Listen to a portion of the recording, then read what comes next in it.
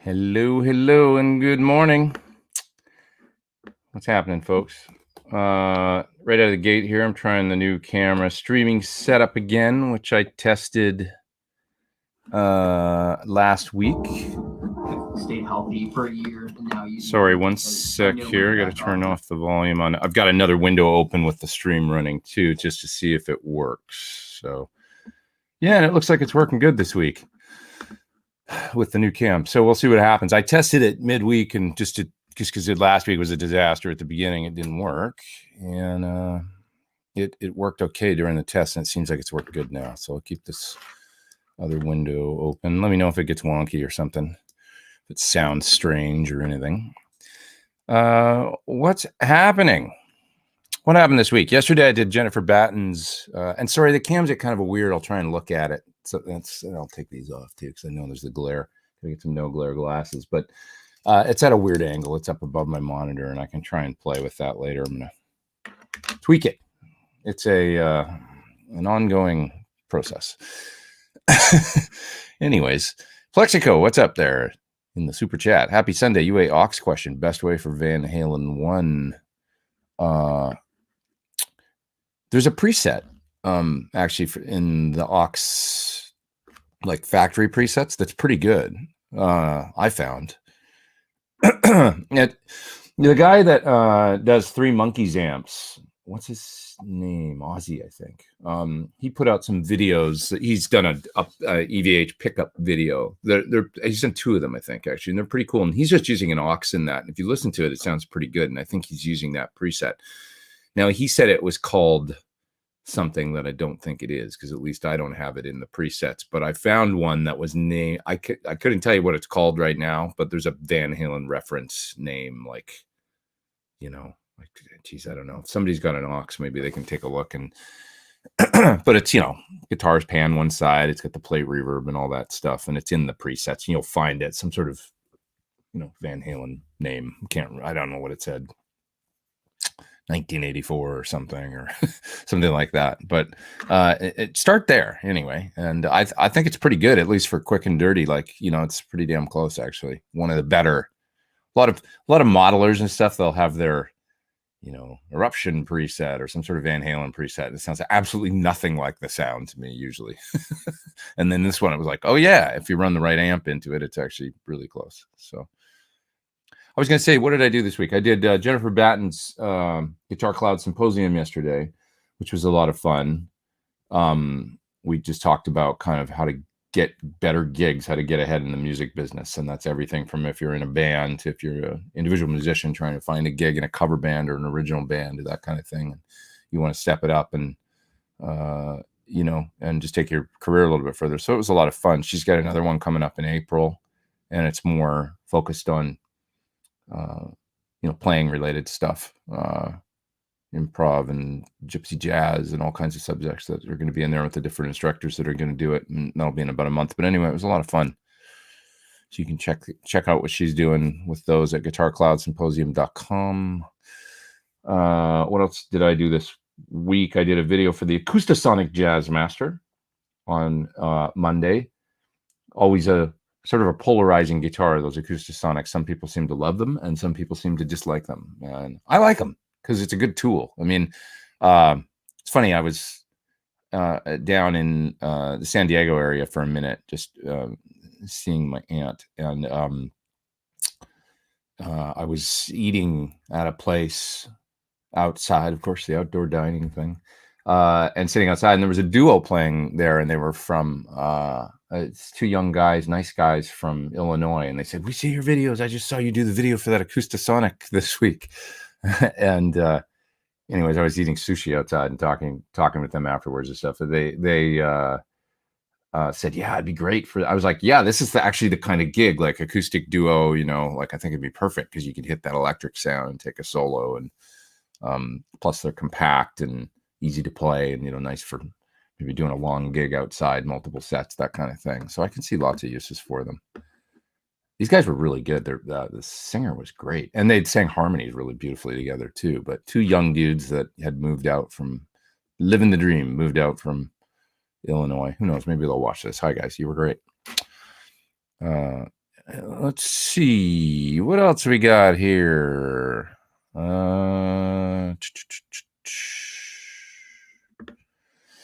Somebody's saying my face is out of focus while the background's sharp. You know, it just looks kind of like it looks. The camera's on autofocus, so it is what it is. I don't know. It's never ending. This technical crap, it's like so, you know. I think you'll see if I do this, it probably maybe focuses. I don't think it's still on. Let's see if I turn this. Oh, yeah, you're right. See, I switched it into autofocus, but it must have switched back. So still got manual focus on. All right, thanks for that.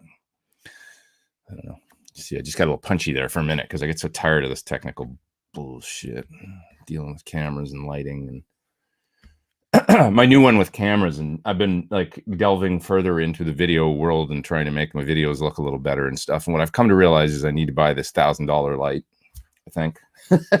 Light and diffuser and everything, which I'm probably going to do, but it's like, really? Like, because I just got that new camera that's sitting right there, which is awesome, but lighting's everything, kind of. So, but it's this whole world of, you know, log, like when you're shooting the dynamic range mode on the camera, and then you go in and you do color correction later or add a LUT and all this stuff that if anybody out there does this stuff, you're probably like, dude, that's like kindergarten stuff. And I'm like, I know, but I just don't know anything about it.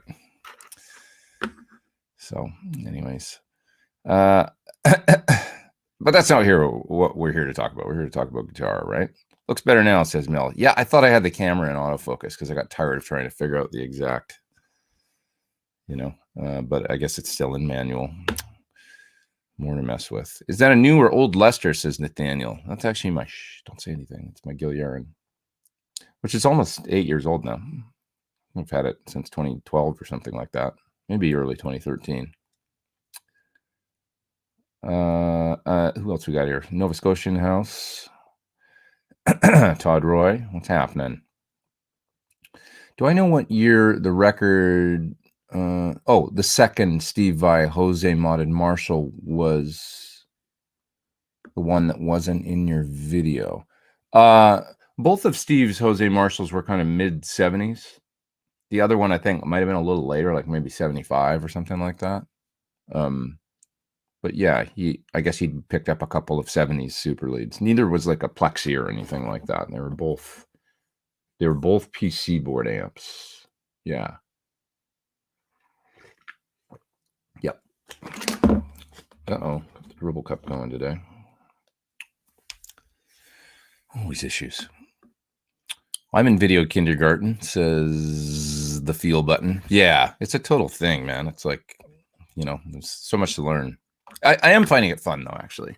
I will say that. Like, it's kind of rewarding when you try something, get a light set up, and then you film a little bit, and then you import it and find a cool setting. I got this thing called Cinema Grade for color grading. And when you get it, you're like, oh, that looks great, you know? And then it's just getting back there. It's kind of like having an effect on the guitar or something. It's like dialing in that sound. Oh, that sounds great. And you come back the next day, and it's like, how did I do that? And if you didn't save the preset. So anyway, I kind of got it. I'm getting there. I'm getting there. It's only 15 years into this YouTube thing for me, you know, so give me some time. That was a joke. Travis is up there in the super duper chat. What's up, man? And he says, great show last week. Here's a little something toward your new light. Hey, I appreciate that. Yeah, every little bit helps, believe me, because, you know, they're like $1,000. I mean, it's kind of crazy, like, to get a good light. But lighting's everything. I've come to learn. I mean, you can make great videos on an iPhone if you've got an amazing light, you know, because they're so good now. Somebody's asking me if I've got pets. Not really, but sort of. There's a cat in my life that is, I love that thing. It's Toby. He's not mine, but he's mine. He's amazing. Let's see. What else we got here? Did you have a good time over in the UK with Classic Rock Show? I had a terrific time. Made new friends. Had a great time playing the music. Just wondering how you found touring life here, says Wayne. Well, it's interesting. Every tour is different, you know. And one thing about the classic rock show is that, let's see, what did I find about it? So they play a lot of theaters, and it's pretty much life on the bus. You kind of do hotels on days off, and so it's a little bit of that down and dirty kind of bus touring that I've actually done a lot of. I mean, we did a lot of that with Chris Cornell, and things where you might have thought it was maybe cushier than it even was. I mean, still good, you're on a bus, but you might be sleeping on the bus and then showering at the venues and stuff without hotel rooms every day. So that's one thing. So that was the style of touring with Classic Rock Show. And but it was cool. It was like, because of that, I kind of would get up, take a shower in the venue, and get out every day and go around whatever, because generally venues would be in town, you know, in the say to be theaters in the middle of whatever town you were in. And, you know, so, you know, you're in Newcastle or something, you jump off the bus and then go out and run around and see some stuff. So that was really fun. And I would generally be, you know, you were sort of responsible for tracking down your own food and all that. There's no like catering or anything like that. And so it was every day going to find the Marks and Spencer in town and buying food to go, or the some of the other places. I mean, I guess you could go get the I'm forgetting all the names of the stores now, but you know what I mean? You go and you get the sandwich deal or whatever for, you know, soup and sandwich for whatever to go. And, you know, there's lots of like prepared food in England. And I find that's great because you can go get like a decent salad or sandwich or something like that, and then pick up something to go and take it. And then that would be dinner, or, you know, kind of like wasn't, like I say, a lot of rider or anything like that. So on the bus, you were sort of responsible for finding your own stuff. And there are those Euro buses, which are double decker, which are kind of fun. You know, all the sleeping stuff is upstairs, and you can put a lot of people on one of those buses. They feel like a little bit of a death trap because there's the spiral staircase that goes up the back of the bus to the upper area. And when you're coming down those stairs and the bus is rocking down the highway, you're sort of like, all right, there's potential for disaster here if I'm not on my game coming down these stairs. I guess it's not spiral stairs. It goes up and then up and then up like this, you know. And the bunks are generally kind of smaller than American bunks, but fine, you know. It was fun. The best thing about it's the people. Everybody involved is really sweet, and there's no rock stars because it's not a rock star kind of tour. There's not like an artist that you're, you know, a boss or whatever. I mean, there's a boss, but it's more like everybody's on the same, you know, it's a bunch of musicians out playing classic rock songs and having fun. So it's a great vibe to it. And I really had fun. So, you know, I'll definitely be going back and doing it again. Let's see. James is in the super chat, and he says through the Gladio demo was brilliant. That was the other pedal I did this week. It's right here. This is a terrific Dumble sounding pedal. That's what they're going for with this. Was the Sonny Landreth, Robin Ford, and now with the added clean mix, I guess, steel string singer Stevie Ray Vaughan thing. Really, really nice sounding pedal for cranked up Fendery sort of tones, and, you know, blues and anything kind of like, yeah, you get it. You can check out the video if you want to see more, but I really, really dug that pedal. Actually, it's a very nice pedal. Great, easy to get a good sound, like hard to actually get a bad sound, I found. And I said that at the end of the video, because you could hear it even when I'm turning the tone control up bright or dark. It was like, that sounds good and that sounds good. It's just like bright. It's not like, whoa, that's way out of the range of what you would ever use. So it's a really nice pedal. Obviously made me order one, says James. Love the clean blend knob on drives. Yeah, it works great. I was mentioning in the video, I don't normally like the idea of the clean blend in pedals with overdrive. It always sounds weird to me, like the separate clean and dirty. But in this, it just sounds like it's all one cohesive sound. When you turn up the clean knob, it doesn't really sound like you're mixing in clean. It sounds like you're just making the sound clearer and punchier, still with some grit and drive. So it just has this very defined character to it, if that makes sense. But you can hear it in the video. So a nice pedal. Thanks for everything you do for us and the rest of the gear community. Hey, thanks, man. You guys, thank you for being here and what you do for me as well. I appreciate it. You know, always. Duncan's up there as well. Duncan Plexico, and he says, hi again. Would you consider updating the Eruption tutorial with new effects and amps? Maybe a variety of effects. That was a lot of work doing that back in the day. And I feel like I kind of like did it already. You know, But I don't know what I would do any different, to be honest. I mean, I could use an old Marshall or something, but you know, other than that, it's kind of as it is. And I kind of like that it's there and kind of crappy video, and it's the early days of YouTube, and just sort of like I sort of like where I left it. I think. I mean, I don't know. But thank you. I'm glad you dig it. Somebody said the other day, I got a nice comment on it. They said, video quality's, low and all that, but they said it doesn't matter. It's still like, I learned how to play it, and it's awesome. And so I appreciate that. It's like, took me a long time to make that. I mean, it was like 5 videos, and I'm really glad I did it, because it's still this thing that people seem to use and get something out of all these years later. 2008, it's a long time ago. But yeah, I'd probably rather do some of their solo or something. We are going to be making that. I'm just waiting for a guitar to use, but it's going to be cool. The Van Halen pickup shootout video got all the pickups here. Maybe still going to be a couple more, but it's bordering on 20 pickups at this point. It's a lot of pickups.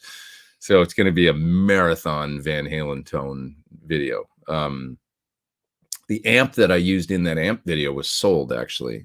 So it's gone in the EVH I did with Dave Friedman. So we'll pick a different amp. Might be the SL68. We'll see. Or possibly Dave's 50-watt 68, but it's a 50, so I don't know. We'll see. But it's mostly about the pickups. That's the main thing. And if you can kind of mod, if you kind of mod any amp to the spec, and it's up to snuff and sounding good, and it's the right spec, and with the Variac, they all get really close. I don't think there was some magic thing with that amp of his or anything. This is part of like being around Dave and seeing him do, because he gets a lot of requests to do that, to make my amp exactly like that or whatever, or that kind of thing. And not only that, well, it's just kind of like when you do that thing, the 50K mid and the fat cap, and then you Variac it down and bias it right. And if the whole amp is functioning, the voltages are good, and it's like the tubes and everything, it's like, yeah, that pretty much, there it is. It's a box of parts. And so I don't think there's some mystery to it. So we'll find a good amp to use for it that's just all healthy and the right spec and stuff, and then we'll try all these different pickups, which I'm really excited about, actually. But the guitar is going to be cool. That somebody's getting me a guitar to use for that, and it'll be pretty much dead nuts Van Halen 1 guitar, so it's going to be cool. It'll be really cool. The right everything, the Gibson logo, everything, the right nut, brass nut, the right nut width, super wide. It's going to be the whole 9 yards. So that's going to be really cool. Yeah. For the geeks out there. What made you use scumbag speakers? I tried them, but they actually sounded thin to me, says Brian. I haven't used them a lot in recent years, which isn't to say anything against them or anything like that. I went back to Celestion years ago, but they've gone through some changes over the years. I don't know what they're like now. I don't know. I haven't tried a recent one. Don't know, but I've still got my old ones, and the ones that I used were made by Weber, and they were that old spec, certainly not thin sounding. If anything, goddamn cup. Oh, I see it's open a little bit. Oh, brother. If anything, they sounded like slightly warmer to me than a standard greenback, than the ones that I guess Celestion's gone back to make them in the UK, but the Chinese made ones that they were doing at the time had a little more fizz or something. Still really good sounding. I actually always like that. The modern greenback, they sound good to me. They're fine. Are they as cool as old ones? I don't know. But the Scumbacks had there was just a little bit of a warmer edge to them that was really nice. M75 in particular. And in particular, if you ever tried an M75 PVC, the paper voice coil, terrific sounding. So, Stefan is up there in the super chat, and he says, listen to your Holly Henderson production, Doldrums, recently. Was blown away by that guitar solo. What fuzz distortion was used? Thanks. I love her music, and actually I'm playing a solo on her new song. Have you heard Old War, New War yet? Check that out. A song called Old War, New War. Really beautiful song she wrote, and produced up herself, and it's great. But I played the solo on it, and I'm really proud of it because I think it's a cool solo. But anyway, doldrums. I don't know specifically what it was, but if I had to guess, it was probably the BAE Hot Fuzz, because she was using that a lot during the. I remember we were coming up with guitar tones for the record, and if I plugged her right into like a Marshall or something to play a lead guitar part, or with like any kind of boost or something, she would say, "It sounds like somebody's going to start to shred, like it's not right." And if I hit a cool fuzz, then she'd be like, "Oh yeah." And the Hot Fuzz was one she really liked, which is a great sounding fuzz pedal. So BAE Hot Fuzz has a treble booster built in too. It's treble boost and fuzz in one, and you can blend them, and it's awesomely cool. Really terrific pedal that is maybe a little under the radar. I did a video for it years ago. Been out for a while, and they have a few different models, but check it out. I really like it. Reza is also up there in the super chat, and he says the Grammys blew it with their lame-o EVH in memoriam, but hopefully a proper homage concert will happen in the post-COVID future. Could you see at Clapton, Page, May, or younger players? Yeah, I think it should be just folks that really appreciated Eddie, if that happens. I mean, could be anybody. I don't know if Clapton was a Van Halen fan. I mean, I would love to see. I don't. That's a great question. I haven't really thought about it, but should definitely be younger players. Should definitely be some disciples of his that showed up in the 80s, and maybe some contemporaries like folks like George Lynch would be nice. Some people that grew up with him playing like in the clubs at the same time that knew him. To even just to tell stories. I saw George a little while ago, and he said to me, because he'd seen the video that I did with Dave, and he said, "Yeah, man, that guy," he said, "you'd go away." He said, "You'd see him and he'd be sitting there practicing, and you'd go away for like 8 hours and come back, and he'd still be sitting there practicing, playing the same thing." Little things like that would be, like little interviews or things, like people that knew him. Somebody like Terry Kilgore, my friend Frank Symes, who used to play in a band called the Whiz Kids that played with Eddie back in the day on stages opposite one another in Gazzarri's, and borrowed Eddie's amp to play a set when his amp blew up, and used to drink Schlitz malt liquor with them in the alley, like behind the whiskey and stuff, because they were too poor to buy booze in the bar. So they would, literally, Eddie said, I guess he would show up with an Adidas bag, full of beers or malt liquor or whatever with the Schlitz, and they would be drinking in the back with the Adidas bag full of booze. Stories like that, like just anecdotes or whatever. Folks that knew them back in the day. I mean, I could see it should be more about that than just rock star, stuff like, rock star, people as long as people have anecdotes or things where he really affected their development or their influenced them, I think that would be cool. Don't you think? I mean, I'd rather see that than star power, people that don't really understand. It should be super geeky and, contemporaries of his and folks that were influenced by him and stuff. Will we see a new Sir PTIR amp, says Lava? Absolutely. We're working on stuff. We're working on fun stuff. Just taking some time, but I'm excited about all of it. So, and I will say, a 50 has been something that I've wanted to do for a long time. So no timeline on it or anything like that, but a 50 watt will be slightly different than, actually substantially different than the current 15, which is awesome, sitting right here. But we've decided to try something slightly different, because we've been doing sort of the same thing with the drive channels for quite a while, which is awesome. It's great, but like we sort of trying this other thing that is going to be really cool. So yeah, my goal is to make it so that you can do basically like the low gain plexi thing, but also modded plexi, in the same amp and stuff, and have some options as far as, the voicing and stuff like that. So it's really special. So, and then, still with a great clean channel and some couple added things, but there's going to be some tweaks in it that make it different and maybe even more versatile. So yeah. And then we're also trying other stuff that's really exciting, actually. That's, but I don't want to get into it at all because I'd be giving away the secrets and ahead of time. So stuff coming for sure. I've been out there a couple times over the last couple weeks, actually. Let's see. Oh, Ben says I missed a super chat. Purposeful porpoise. Okay. He says, do I think Floyd's affect the tone? Yeah, I do.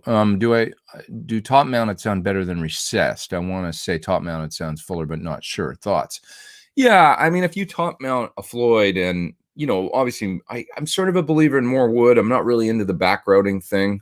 Maybe just a little bit recessed, like those small recesses that people do, so you can sit the bridge a little lower, so it's more like Fender height, because I like that for the way my hand sits on the bridge. I don't like feeling that big. I used to have a Hamer Chaparral that had a kind of almost a Gibson neck tilt on it, and the Floyd was this high off the body, like a Tunematic, and I found that really unplayable on the low E string. It bothered me. I specifically remember being at a rehearsal and trying to play some lick, and I'm like, I can't pick this lick on this guitar because I'm leaning on the bridge and there's no support, like my hand, the angle of my hand, and it was driving me crazy. So I don't mind a little bit of obsess.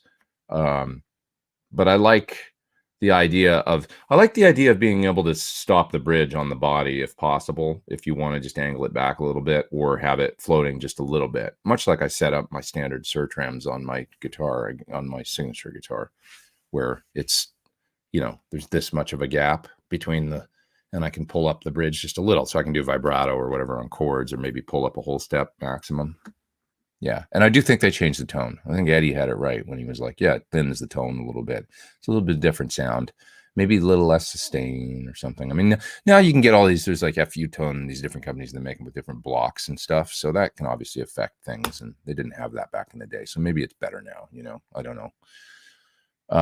Ryan Casey is up there in the super chat, and he says, buying a starter rig for my son. How do I feel about the Pod Go, Headrush, FRFR versus a Katana Artist? Both about the same price. Is the Katana Artist an amp, practice amp, I would assume, right? More on that in just a sec. My knees hurt. I'm going to come back just so I can read both these before they disappear. Who would win in a fight versus to near death? You versus an emperor penguin versus the penguin has a knife. The penguin's going to kill me. He probably wouldn't even need to give the penguin. The penguin will just peck me to death, and I'll die crying. Okay, back to my knees hurt. Who would win? Oh, the other one disappeared. Okay, I would say, to be honest, if it's a starter rig, Pod Go would be cool, but the full range, that could be a good rig. It's just gonna be more complicated than probably just having a combo amp that sounds great with, right? I mean, if I like the Pod Go and I did a video for it, it's awesome, but unless he's into programming and tons of, it's just like, it just seems like if he's just getting started learning chords and stuff like that, why not just get a great sounding little amp and, less technical and more playing? That's my honest feel, just right off the top of my head. Lithium Saint, God, my eyes suck. Saint Anne's Guitar Shop. Hello, how are you? Says, have a beer on us, Pete. Thank you, I appreciate that. Also, would you please recommend a gadget that will enable someone to route one delay pedal into several amps via send return? Like, you want to switch between several amps and use the same pedal on a bunch of different ones? I mean, you can use an amp switcher for that. Something like the Amp Pete, like I have the 88S Studio, has an effect loop in it, and then you can patch in your different amplifiers to that. So, you send and return out of the amp switcher to whatever your effect is, and then all your amps, depending on which one you pick, they patch in to the Amp Pete, and it'll work that one delay. It's kind of complicated, but it's not really that complicated. It just allows you to switch between the different amps and use the same effects on the different amps. So look at the Amp Pete switchers. I think that's what you're asking. If you're not, just maybe amend in the chat and let me know if that's what you mean. But that's how you would do it with an amp switcher like that. That's kind of the easiest way, I think. VPass says Lukather, like speaking about the EVH, like if there was ever a tribute. Vi, I agree. Lukather, Steve Vai, 100%. Betancourt, sure. You know, and Wolf on bass. I mean, I agree that would be great. You know, I know Slash was an Eddie Van Halen fan too. You know, I mean, Billy Joe from Green Day is an Eddie Van Halen fan. You know, one humbucker and a Strat, and he's talked about it that he was. You know, there's all kinds of players out there that I could think that are like modern. Kind of, well, he's not exactly modern. I mean, it's like classic rock at this point, isn't it? It's crazy. Oh, we're getting old, but yeah, Lukather. I mean, no brainer, right? He's old friends with him and worked with them, and you know, and so he would have to be, you know, that would be amazing. That's true. Folks like that were really close with him and have the stories and the anecdotes. And like I say, maybe anybody even from way back further in the day, you know. I mean, God, wouldn't it be great to see folks like Don Landay and Ted Teppelman and Rudy Laren and people like that, like, you know, folks that, you know, and not just like a parade of like, you know, modern, like whatever, like, I don't know if it's that, it would bother me. Let's see who else we got here. Josh says he loves Andy Timmons sound and Van Halen sound. Andy Timmons always gets a great tone. I agree. Is there an amp on the market that would or could give me the best of both worlds? Andy's a big user of Boogie, and he's got his Andy Timmons pedal too. So I'm not sure, to be honest, exactly when he's using the pedal and when he's using amp gain. But that AT pedal from JHS gets you really, like, it's got that great mid forward marshally. That was a nice pedal. It was actually my song Dirty Town from my last record, excuse me, started life as the Andy Timmons pedal demo. So if you watch the Andy Timmons pedal demo I did, that's his tone in a box almost. I think it's really good and close. The Van Halen thing is more complex, man. I mean, you know, back when I did that Eruption video, I used the Van Halen, the first EVH head, and I felt like I got a really close tone. It's not exactly the same, though, and in order to do it exactly the same, you have to do all the stuff like we did in the deep dive video. So when people say, how do I get that Van Halen sound? Also, it's many different sounds. You know, his sound evolved over the years, and so that's why I've kind of focused in these Van Halen deep dive videos. I'm like, well, let's just focus on Van Halen 1 and 2, because after that, things change. A harmonizer comes in, started using a chorus a little bit, an octave, or hotter pickups come into play. You know, Duncan 59s, which aren't hotter, but, you know, I think those went in a lot of those Kramer guitars. JBs, then starting messing with Alnico 2 hot pickups, and all this other stuff comes into play. And then we get into the Soldano and more preamp gain based and all that. So I think of Van Halen tone as like, it's almost like Stevie Ray Vaughan tone. Okay, if you listen to the difference between the Stevie Ray Vaughan live at the El Macombo, or the first time that he played on Austin City Limits versus that time that he played in Austin City Limits like 87 or 88 or whenever it was, his tone's completely different. He's using Marshalls, and in the later one, he's got a fuzz face, I think. I mean, like, all kinds of stuff changed. So I think of when I think Stevie Ray Vaughan tone, I think Fender Super Reverb, Vibroverb, TS-808, or maybe TS-10, and, you know, maybe a wah, and that's it, you know, and maybe the Dumbles, but that's a wild card, you know. I think of El Macombo tone, honestly. So more on that in just a second. But Rich Monk says, I nominate Billy Corrigan and Phil X for the EVH tribute as well. Yeah, Phil's a huge fan, and Billy was a huge fan as well, you know. That's true. Sure, you know, I could get with that. Alex B, he says, Pete, up there in the super chat, he says, for just having fun at home, do you think the hassle of wet, dry, true stereo, and wet, dry, wet is worth it? Which of the three would you suggest? Stereo is always fun, but, you know, I mean, the way I do it is I have my studio monitors and the PT-15, and then I can take, if I want to do stereo, it's really easy. I just take the speaker simulated output out of the PT-15, and then I can either, you know, run it into effects, or I can run it right into my DAW, and then in Logic I can pull up a stereo. I mean, I've got H3000 plug-in, or I've got stereo delays, and then I got it coming through my studio monitors in here, and it's a totally reasonable volume. So that's the way I do it. I don't find that to be a hassle. If you want to get a couple studio monitors and a simple interface, in an amp like mine, you can do all this stuff and have it sound great at super low volume. It's a loaded down amp that's got, it's like, God, if you told us that we could have done this in the 80s, it'd be like, that's amazing. You can do that at home. Through guitar cabs, gets a little more complicated. You can do it that way too. But yeah, I don't know if it's more, it is kind of a lot of hassle. I mean, the whole wet, dry, wet. And if you're talking about at home, you're generally talking low volume. If you've got an amp with a great effects loop, you might just appreciate playing, PT15 through a 112 cabinet or something like that with effects patched in the loop, and it sounds great, or another great amp and just put the effects in the loop, get a little stereo reverb mono reverb and delay, and just get a nice sound and sit there and, it can be, plugins. God, dude, the plugins these days. I think I'm going to do a video for that new Soldano plugin from Neural DSP, but it sounds amazing. I did, it's a long story, but I did a track with it already, and it might just turn into a demo video. I think I missed a super chat. I'll come back to it. But there's so many ways to go. Do you mean with an amp, or do you want to play through guitar cabs? I guess. Do you mind playing through studio monitors? Because that's the easiest way to do it. Is through some nice full range studio monitors. Rich Monk says the one thing most neglect for EVH tone is volume. Yeah, you're right. I mean, that's the thing. He was playing loud, good and loud. It wasn't 100-watt loud because he had the amp variac down. It was probably making 60 watts or 50 watts or something, but it was loud, and that's a big part of the gain. It wasn't so much gain. It was, once again, it's that whole amp sagging under the weight of the, a vicious attack, and the cord going because the amp doing that voltage thing where it goes down, and that makes a sound.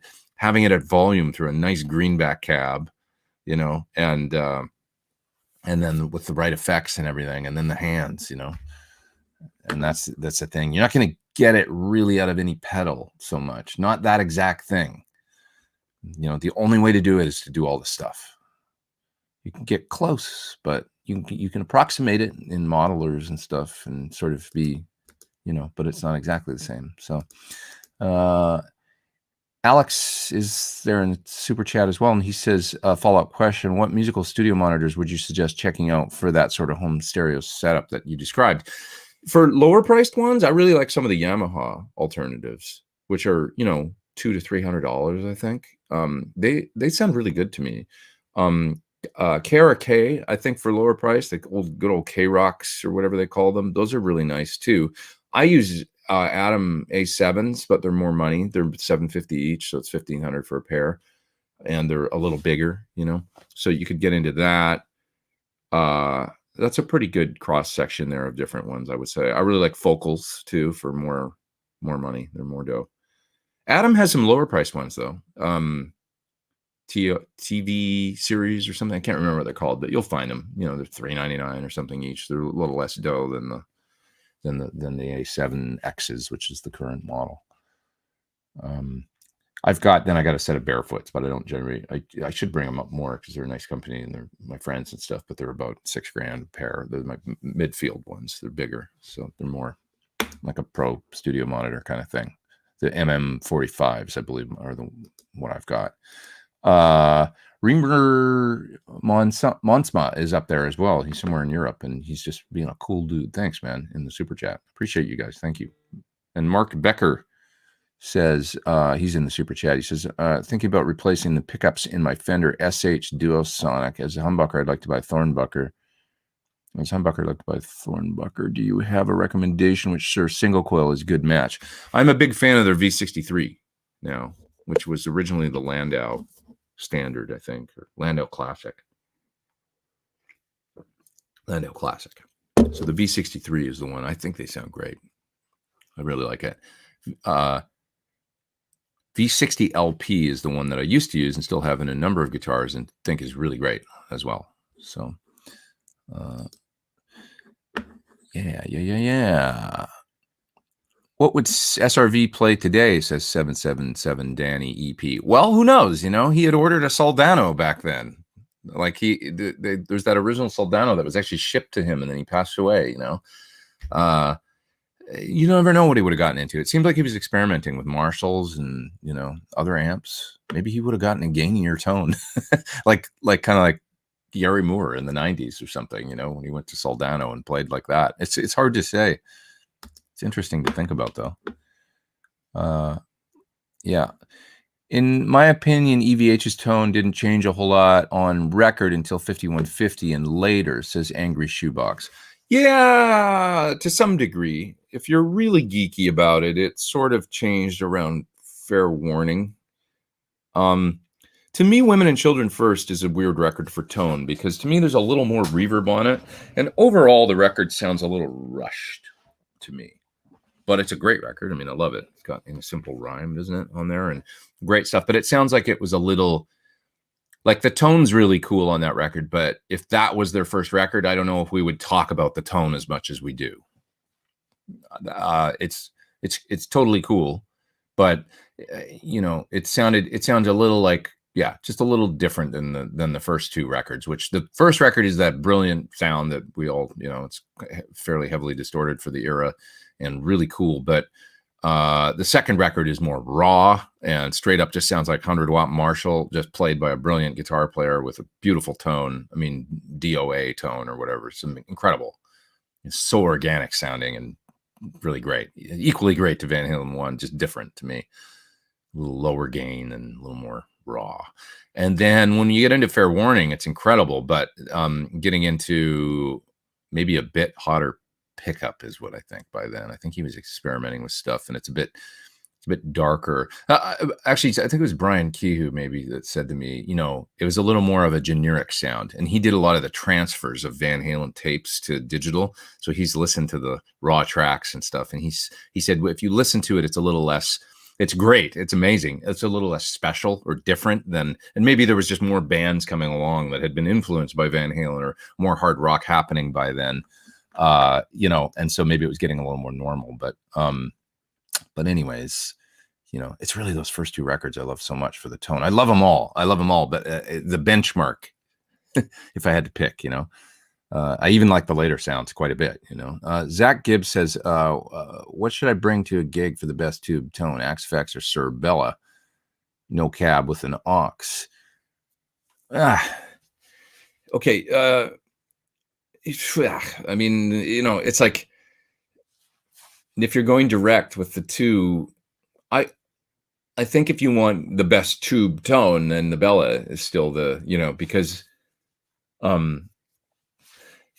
you're probably going to build your sound around that one amp tone and augment with a couple pedals, use one thing in the aux and dial in a great sound. Whereas in the Axe-Fx, I mean, you could do the same thing, and you might, if you're really, really skilled with the Axe-Fx and editing and directly what I would say is, if you've got some benchmark tone, this is what I did with the Axe-Fx. I had my entire guitar rig. This is when I was playing with Melissa Etheridge. I had my entire guitar rig set up at home, right? With I had a wet rig back then with a 12-space rack. It was a huge ass rig, right? With a PT100 being the main thing and a power amp and the whole 9 yards.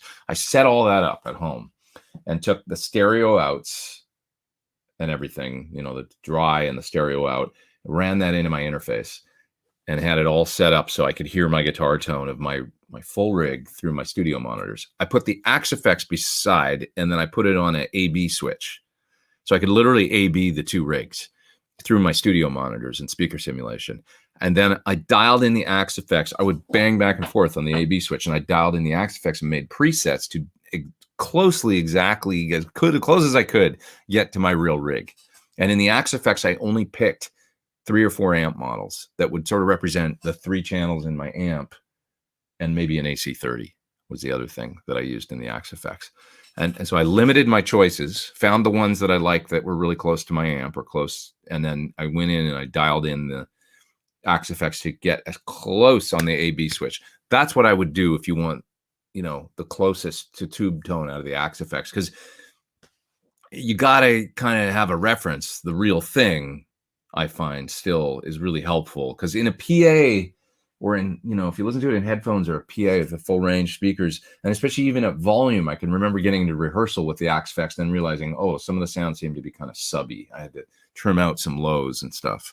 And but if you go to those links, you can get the Axe effects very close. So that's where I say, coming back around to, if you're really skilled at dialing things in, you might be able to get there, you know, and get it to where it's like as close as a tube amp to the, you know. Of course, the Axe effects has changed too. I mean, that was 2011 that I did that. So it's like, you know, now it's a different Axe effects. It's like the 3 now. There's somebody there in the super chat, a couple folks. Let's see, Ron is there, and he says, have you ever tried Carol Ann amps? I haven't, man. I'm sorry. I really, maybe one once, but I haven't seen them in LA. They might have it maybe at LA Vintage, but I'm not sure. And Joey Guitar is up there in the super chat as well. Thanks, man. I appreciate it. Appreciate it, you guys. Let's see. What else we got here? That was Ron asking about Carol Ann. Taylor Rhodes says it's like Boston's first album being benchmark for tone. Yeah, I mean, that Boston was kind of one of the more unique hard rock sounds before Van Halen, for sure. There was nobody with a sound kind of that unique and maybe as distorted as the Tom Schultz thing. Sounds maybe funny to people now if they weren't around at the time, but that was quite a revolutionary guitar tone, I think, the Boston stuff, you know, and unique, you know. And you know, the great thing about it is when Boston comes on, you know, it's got a very distinct sound that is, and that's the neat thing about guitar players from that era, that distinct tone that they were able to. And it all started with a Marshall. I mean, that he loaded down then with a resistive load and then EQ'd and came about his tone, you know, in a unique way, and then ended up putting it in an electronic box called a Rockman. This is interesting. Here's a little throwback to an old pal. Got to say the best cab I ever used was Alvar Muse 65 or 67, a high watt 412 with greenbacks. Had a punch and sparkle I've yet to find in any cab since. Oh, it's Leighton. What's up, man? God, dude, what's happening? Many years ago. Wow. How's things in you're in Vancouver, right? This is an old friend of a friend that, you know, had a band with my friend Evan in Vancouver. So that's a long time ago. Did you record in his studio or something? I wonder. Must have been, right? That you probably tracked in the Yaletown Sound, I think, was Al's studio. Anyway, this is a friend from Canada, a terrific guitar player that I learned a lot from, a mentor of mine, and still a close friend, Al Vermew. He was one of the first people that I ever saw with both Marshall cabinets and this high watt cabinet mix greenbacks and 30-watt Celestians in the same box. So he would put the G12H30s on the bottom and then the greenbacks on the top. And he always had an amazing guitar sound. He used to use different amplifiers, but for most of the time that I saw him play, he was in cover bands. He was in a great cover band called Click in Western Canada that did The Who and Zeppelin and Rush, and they did amazing close versions of it. And he had always a great tone. But he used those Seymour Duncan convertible amps. Anybody remember those? They had the modules that you would plug in, where you could get, you know, the hot module or this module, and you put them in the different slots in the preamp. And evidently they were really unreliable and a little bit of a nightmare to work on, but great sounding amps. And yeah, his high watt cabinet, his cab had a port in the bottom. That's the thing about those old high watts. And, you know, if you pull the Fanes and you put, I don't know about Fane speakers, if I'm like a fan or not, you know, those, but I know that you take a high watt cab and you put early Celestians in it. It sounds badass. So great to see you here, Leighton. Making me think about the old days. I just saw a Google YouTube thing pop up for an alert on my computer for Brian Johnson TV. Is anybody subscribing to Brian Johnson's channel, which is awesome? If you haven't seen the shows he's doing, he recently did an interview with Dave Grohl that's amazing. I really enjoyed. He did one with Mark Knopfler that's fantastic as well, and he's just great at it. He's a natural, and I love Brian Johnson.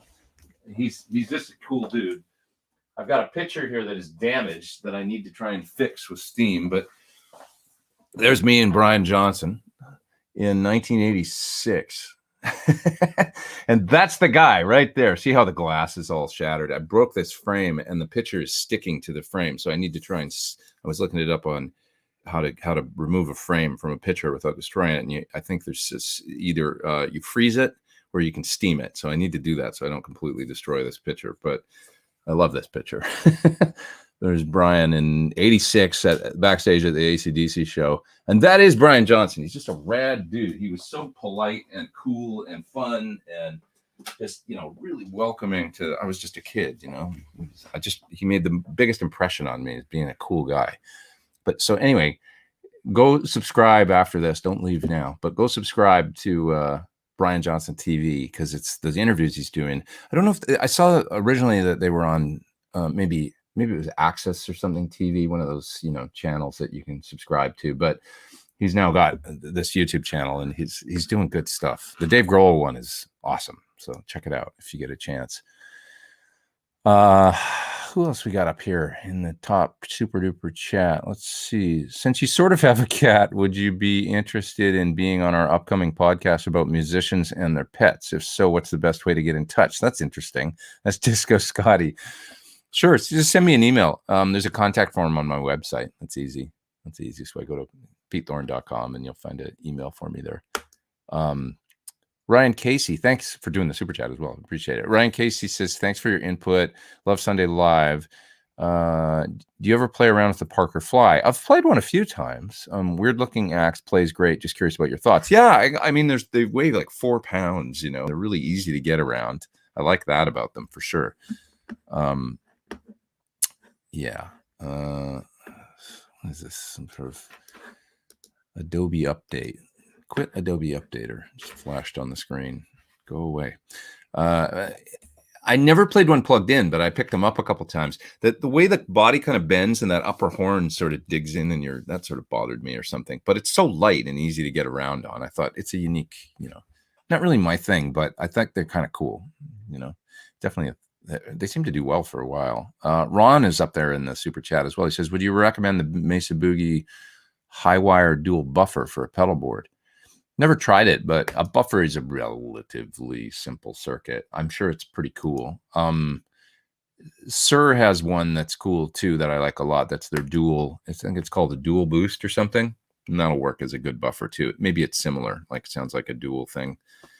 So check out those two. But yeah, does the Mesa have like separate inputs for the two buffers, and maybe you can do it at the beginning of the pedal board and at the end or something, which is always a good thing. You know, there's a few of those out that have that option, and that's always a nice thing. Because sometimes you want two. You want one at the beginning of the board and one at the end of the board. Yeah. Who else have we got here? Let's see. Stealth Parrot says, what is the best affordable or least expensive entry-level guitar recording interface you would consider using? Well, I mean, there's some that are like IK Multimedia and this Apogee Jam. I mean, they make ones that are just a 1/4 inch in, essentially. That's a USB on one end and 1/4 inch on the other end. And I think there's plenty out there for under $100, probably 50. You know, I seem to remember the IK one was very cheap. One of those is fine for getting a guitar signal into a computer if you're using plugins and stuff, you know, all the great plugins that are out now. Or if you just, you know, you need a portable thing for practice on the road with a laptop or something, you can use one of those. And of course they make them for iPad and iOS and all that for your phone or your iPad too. So yeah, I would totally use one of those if I was just, you know, needed to get the guitar into the computer and do stuff quick. I mean, they're fine for, you know, converters and stuff come down so much. They're cheap, you know, they're probably, I don't know, there's a hell of a lot of difference between doing that and plugging into the 1/4 inch input on a $500 recording interface that also has a mic pre in it or whatever. It's probably the same, you know? So, yeah. Look at the IK one, look at the Apogee for those, I think the Apogee is called the Jam. Who else we got here? Are you ever going to do a True Fire course, says Mike? Maybe. I would probably do my own thing, to be honest. I don't know. I mean, it's like, at this point, I could just set up a Patreon or whatever and do my own thing. And you guys, you know, there's 600 people here right now. I could get out the word to you folks. And I don't know that I really need a True Fire, to be honest, because then although they do, it's a great thing because they help you produce it and it's professional and everything. But I sort of like the homebrew thing of, I like doing things on my own. The older I get, you know, it's like, the more things that I do with other people, I just kind of, you know, and I built this thing and I'm coming around to the realization that I don't really need to the things that companies can offer you where then they take a cut of what you're doing, to be honest, just from a business perspective, I don't really need, because I can do it on my own in this room. It's called keeping it small and keeping it all, right? Maybe you'd get the bigger exposures through TrueFire and all that would be easy. But, you know, the way that somebody like Rick Graham did it, he influenced me in the beginning with his, he taught me about the company that he uses in the can't remember what the hell it's called now, but he uses a service to upload his video. You know, 'cause he's got all these video lessons on his website, and you upload the videos to their website, and then on your website you just put the link to here, buy this lesson, buy this lesson, buy this lesson, right? And you click there, and it takes you to a pay portal where you can then get a download code for the lesson. They collect the money or whatever. Well, it's like $15 a month for that service to host for a certain amount. You probably got to pay more depending on how much you're hosting, but it's very inexpensive.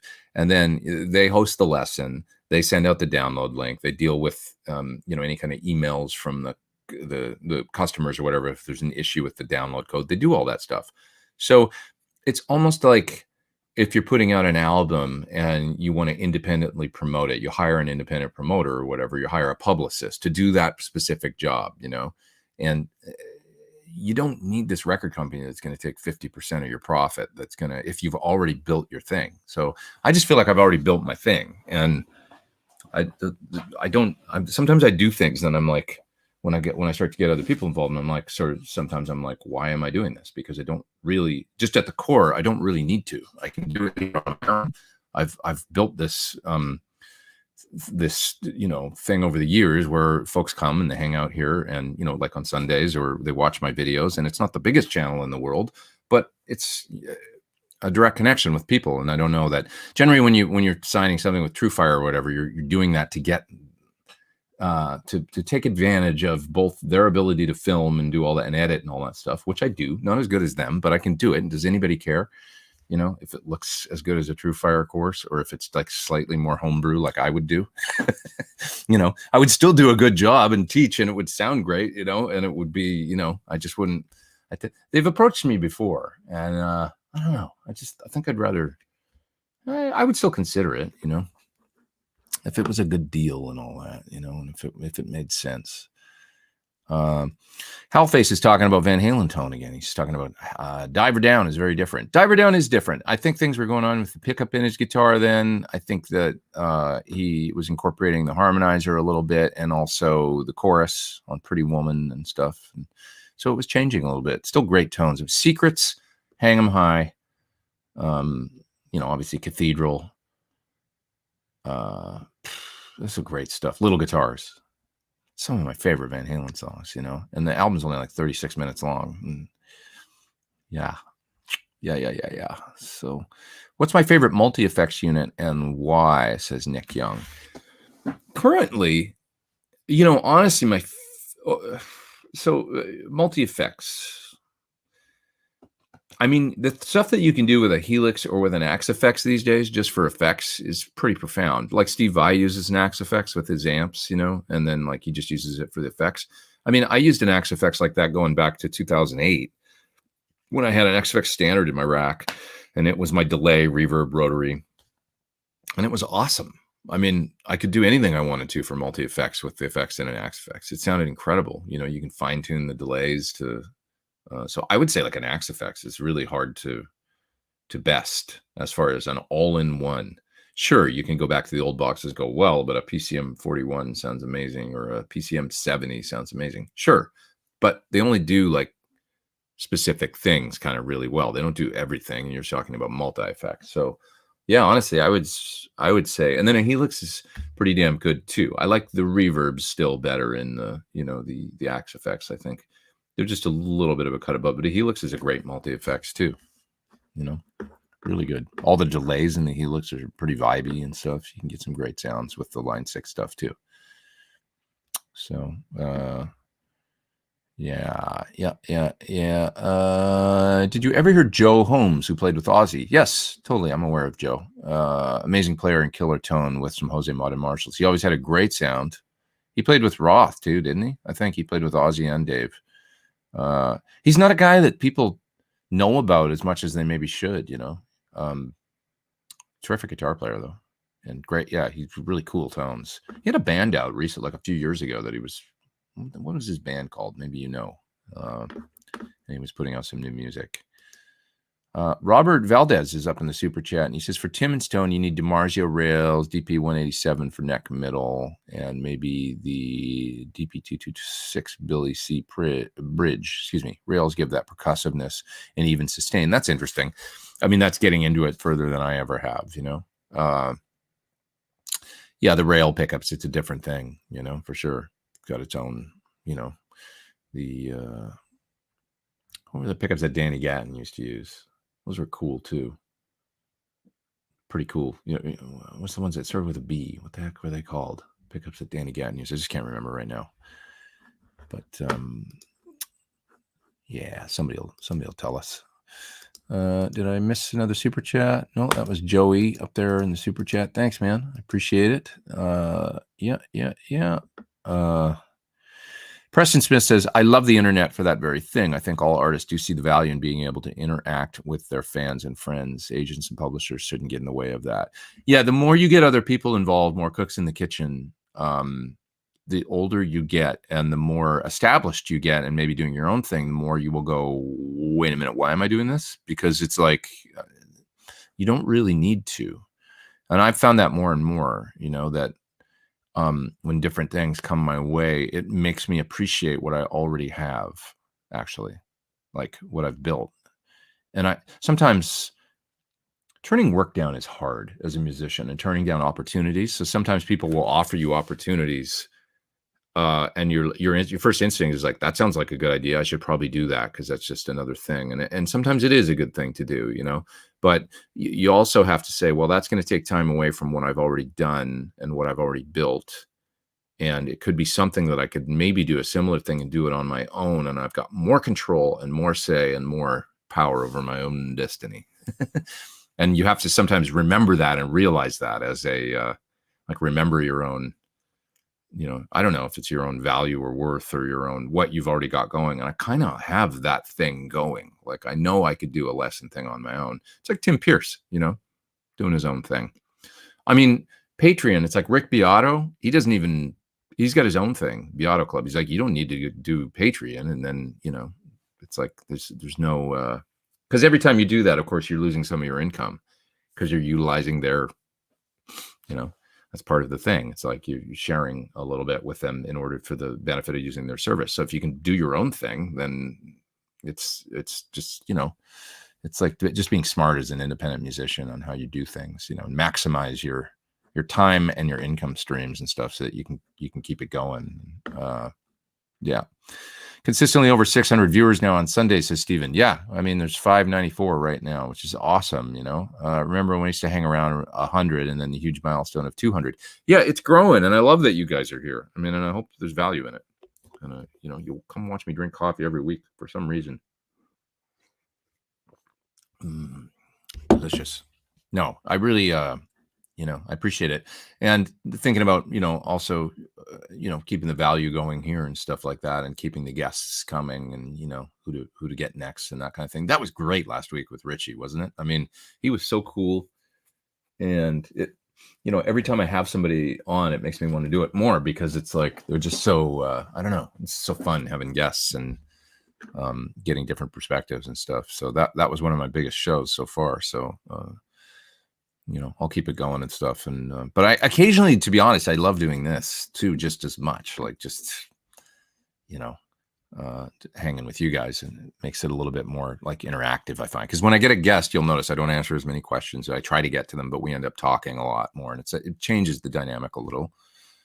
So, like, I love reading what you guys are talking about and stuff. And that's the part of the fun part for me too, is keeping that going. So in that spirit, Carl D says, your review of the Model 12 was great. Thanks, man. That's the Tascam that looks like a mixer you can use as a Porta Studio and also as a recording interface to record into your DAW.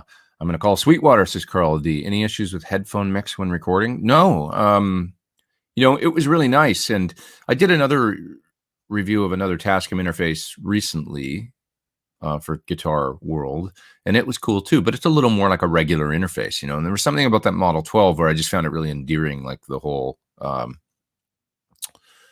The Porta Studio aspect of it, I guess, was just a nice thing. And I think many people probably will find that useful, especially like somebody like a drummer that needs a lot of inputs, I thought this would be perfect. Or if you're in a band and you want to record rehearsal, I mean, there's a lot of great uses for that thing, over maybe other types of interfaces. And the fact you can throw it under your arm and walk into a rehearsal studio and throw up a few mics and maybe get a good recording of your band is pretty neat without a computer or anything.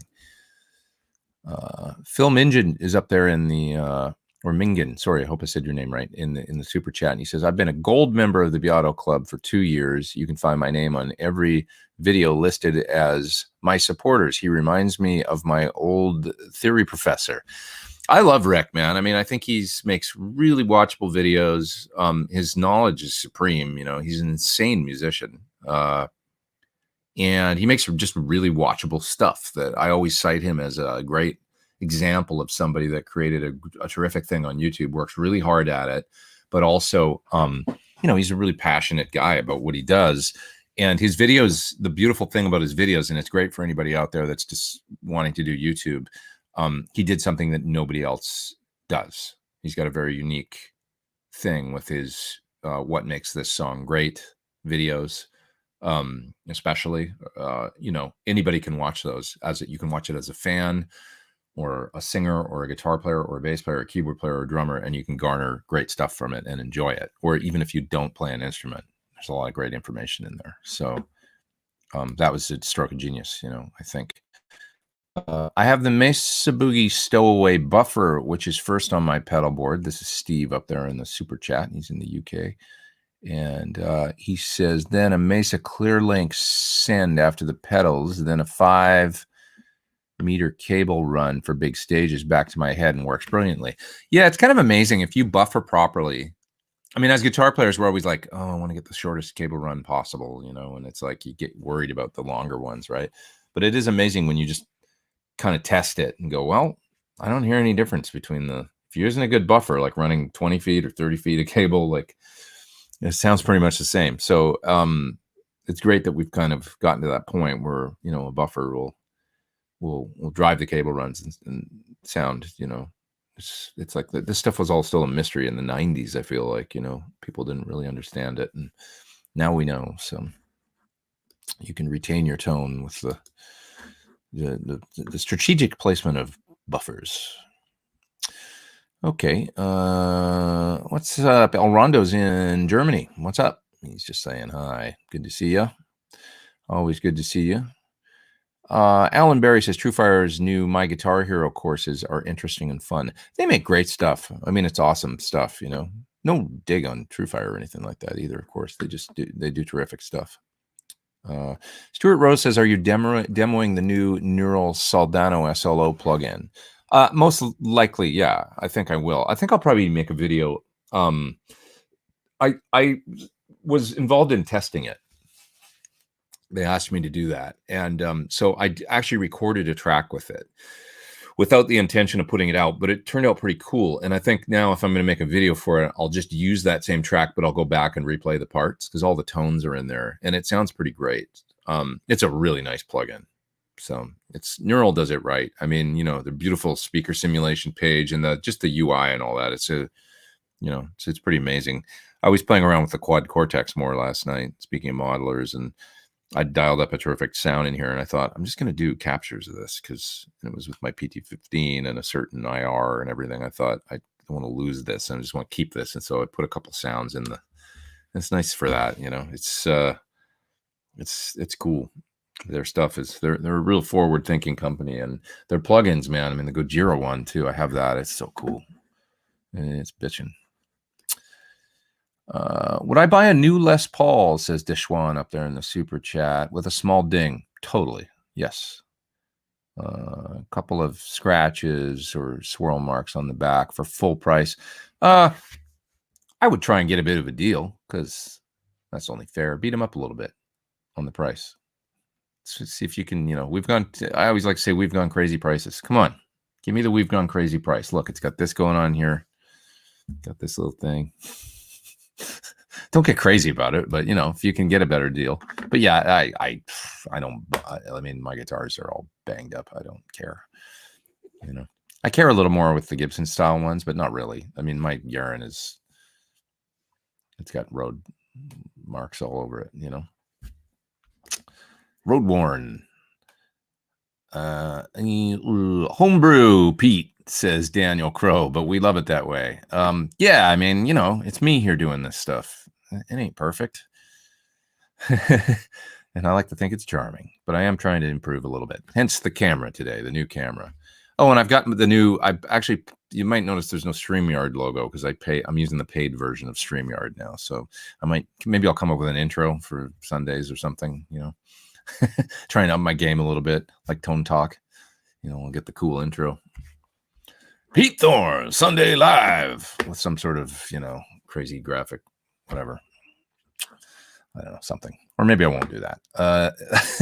Limonization says, Morgan amps, thoughts. Haven't played a lot, but I've heard a couple at Josh Smith's place, and they sound really good. I think he does pretty cool circuits of Fenders and Voxes and stuff like that. I know Josh is a big fan, and he always sounds great playing through them. Thoughts on the Marshall JBM 410 and the different applications for OD1 and OD2 channels, says Matt. Once again, something I haven't played a lot, but a little bit, and I know those are kind of the preferred, like the lower gain sounds on those amps are always the ones that I seem to like more. The couple, I like the Joe Satriani one because it's got some neat, doesn't it have a gate, which is kind of nice sometimes. But I'm not an expert in these amps, to be honest. So you guys probably think I play more amps than I do, but it's because I work so closely with Sir and also with Dave, with Friedman for modding and working on things. I've kind of like, I don't know what else. I got some cool amps to play through, so it's like I try and spend more time doing other things these days, to be honest. And then just between that and the pedal videos and stuff, like there's on my desk right now is 1, 2, 3, 4, 5, 6 effect pedals all littered around that are just like ones that I did a video for. There's one sitting here that I have to do a video for. There's some more on the floor.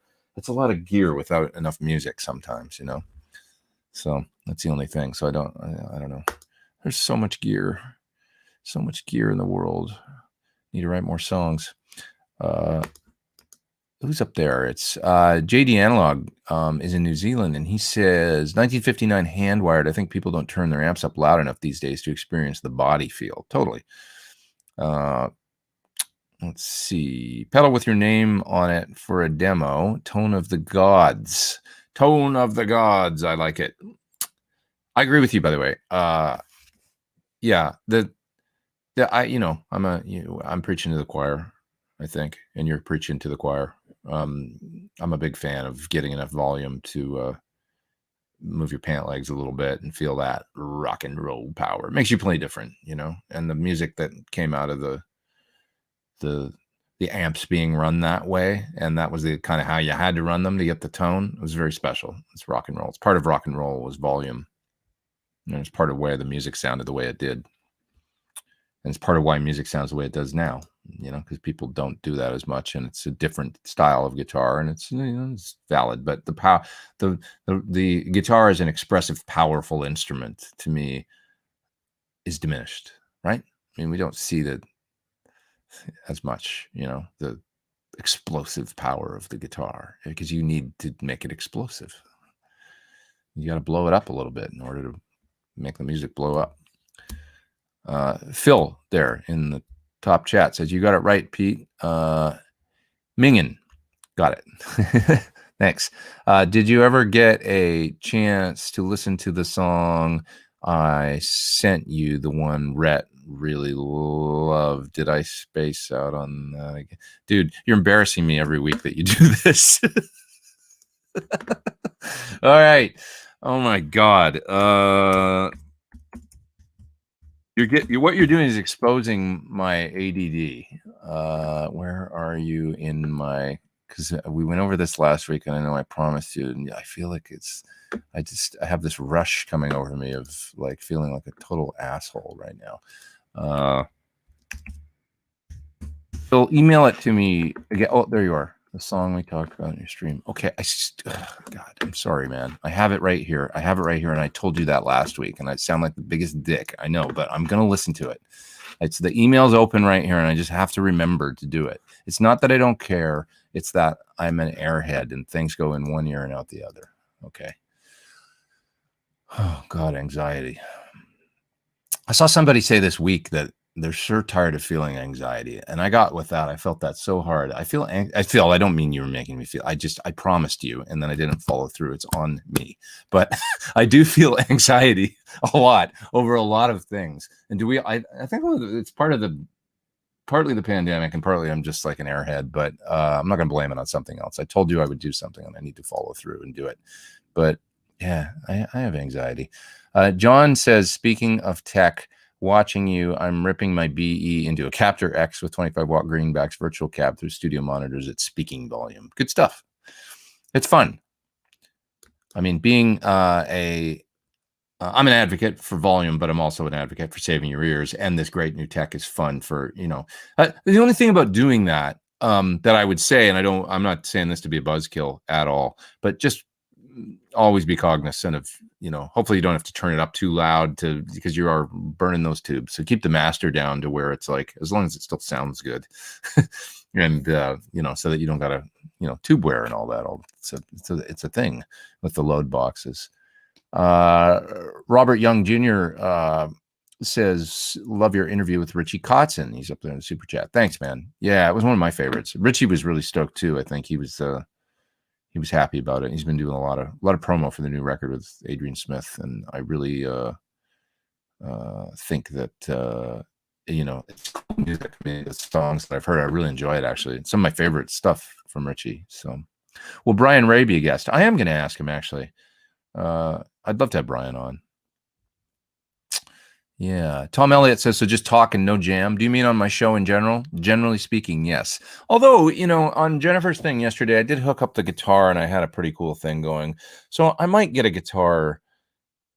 I don't really play on this show. It's a question and answer thing where we talk about music, the music business, gear, playing, and occasionally somebody will ask me a playing thing like, how can I work on my picking? And I'll pick up a guitar and do something. But that's not really what I do on Sunday Live so much. Rourke says, hey Pete, that transformer sag you mentioned from Mean Streets, this is the kind of thing, if you're new to my show, this is the sort of thing that we do here. We talk about transformer sag. It can be obtained with a power break instead of a voltage transformer.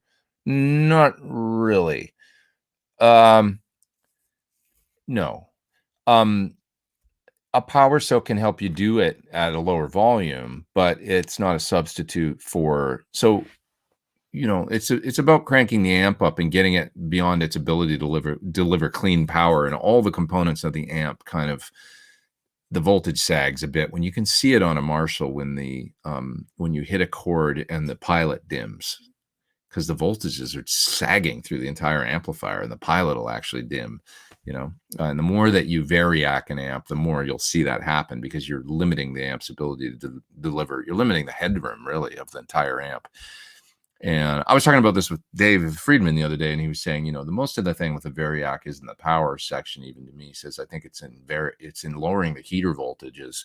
The heater voltage 6 point whatever in a plexi, and then you're lowering it to like 5 point whatever. So when you drop the voltage to the heaters, to the preamp tubes, it kind of changes the way that the preamp tube responds and reacts. And so it's all that stuff, So a power break isn't really doing that at all. It's a different thing. You're lowering the volume of the amp, but the voltages are all the same. So it'll still sound like an AC/DC Marshall, just now at a lower volume.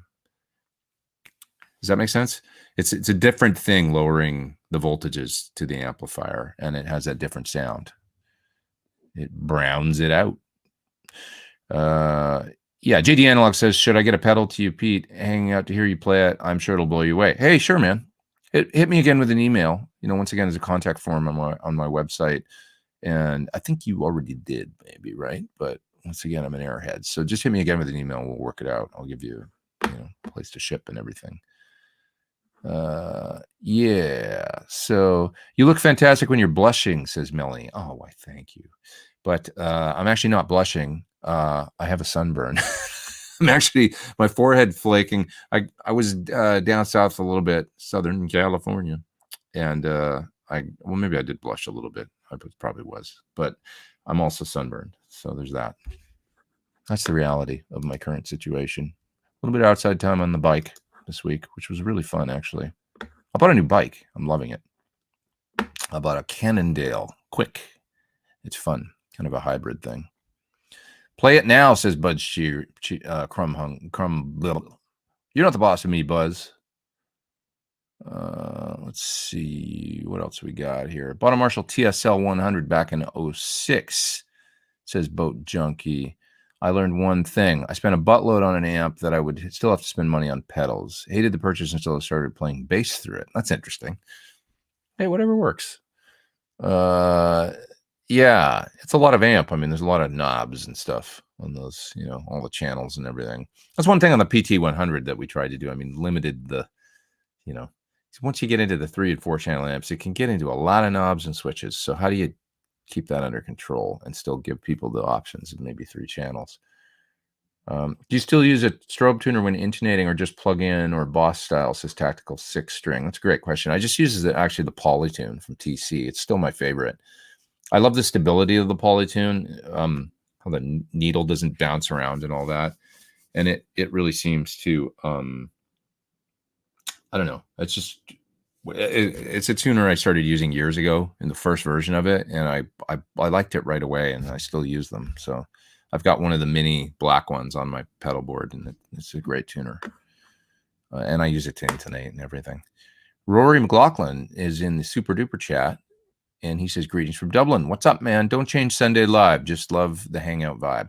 I don't want to. I don't want to change it. Just occasional guests and stuff, and keep it going. This is what I do here. And we got 630 folks all here today, 631 to be exact. And I'm happy that you're all here. Thank you.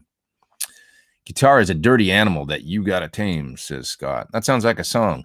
Guitar is a dirty animal that you gotta tame.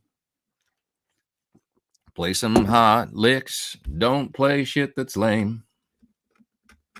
That's how I write. Just like that. Let's see. What else we got here? You need a PV Bandit 75, says My Knees Hurt. Is that one of the originals from the 80s? The kind of colored knobs and stuff. Dirty secret, I like the Transtube one from the 90s. It was a good amp. I remember it sounding good. Not quite as good as the... I don't even want to say it, because then a bunch of you are going to go buy them. There's another PV that I love. I kind of want one, so maybe I'm going to go look for one after this on Reverb and see if I can find one.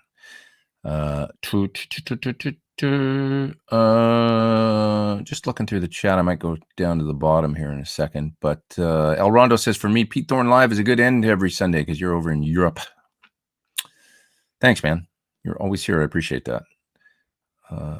And somebody's mentioned the Morgan AC module, I guess maybe for the Synergy system, that it's fantastic. That one, I haven't tried that much. I got to try that one, actually. I'll give it a go. Is the Quad Cortex better? Hi, Braxall. What's up? Is the Quad Cortex better than the Kemper? I don't know. Please advise, because I already have a Kemper. Should I upgrade? Well, it's different. There's not as many controls. It's a little less feature-laden, but the tone is awesome. And, I've got a Kemper here, too, and it served me well. I don't know that the capture thing or whatever is any different, better. There's a bunch of videos of people comparing them, like Rets and stuff. So you should listen to those and trust your ears, I would say, because I haven't done one like that. One thing that I want to do pretty quick here is a 4-cable Quad Cortex video. So that'll happen. And that, to me, be a cool thing, to get out there. But I don't know that if you're already comfortable with something and you really like it, I don't know that I would change, That's my honest assessment. Would you say the PT-15 is loud enough to gig with? Well, I gigged theaters last, I did the whole classic rock show tour with it. Small to medium-sized venue with heavy-handed rock drummer. If your drummer hits really hard and if you're relying on stage volume, depends how clean you need to be. It's a pretty loud amp, though. I mean, like, especially on the dirty channels. It's just if you want lots of clean headroom, like you want to, rock a Les Paul through it with clean sounds, you're probably going to run out of headroom. But that's not what I was doing. And I happen to be all the way across the stage from the drummer. And I had it running like healthy, you know, but it was sounded great. And there was actually plenty of times where the sound guy said, "Can you guys turn down a little tonight?"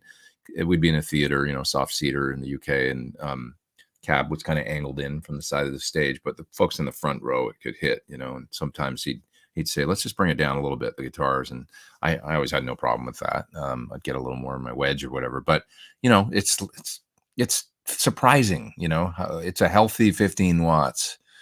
And I had no issues with it. And you can hear it, me using it. If you look for the Classic Rock Show 2020, any of those videos that pop up, that's the PT-15, the guitar that's panned in the right speaker, and you can hear me use it on, you know, like, you know, some Who Are You, and well, there's a Van Halen, there's Jump and Eruption is up, Thunderstruck by AC/DC, and all those tones are PT-15. So check it out, see what you think, and you can see it on stage and hear me using it. Any thoughts on running Iridium into a head? So would you run it? I haven't tried that, to be honest. Would you run it into the effect return and then disable the speaker simulation? Because you could do that, and maybe it'd turn into a 3-channel amp. Might sound pretty cool. I would try it. I bet it sounds pretty cool. I haven't tried it, so I don't know, to be honest. But especially my favorite things in the Iridium are the cleaner of the two amps, the AC and the Fendery one. Very nice. The Marshall's cool too. It's just on the dark side. That's what I found. It's kind of voice too. And I don't mean the dark side. I mean like more like it's like a Nashville voicing kind of Marshall. It doesn't have it won't do Van Halen, I don't think. But it's a great kind of warm overdrive sort of version of a Marshall. I don't know.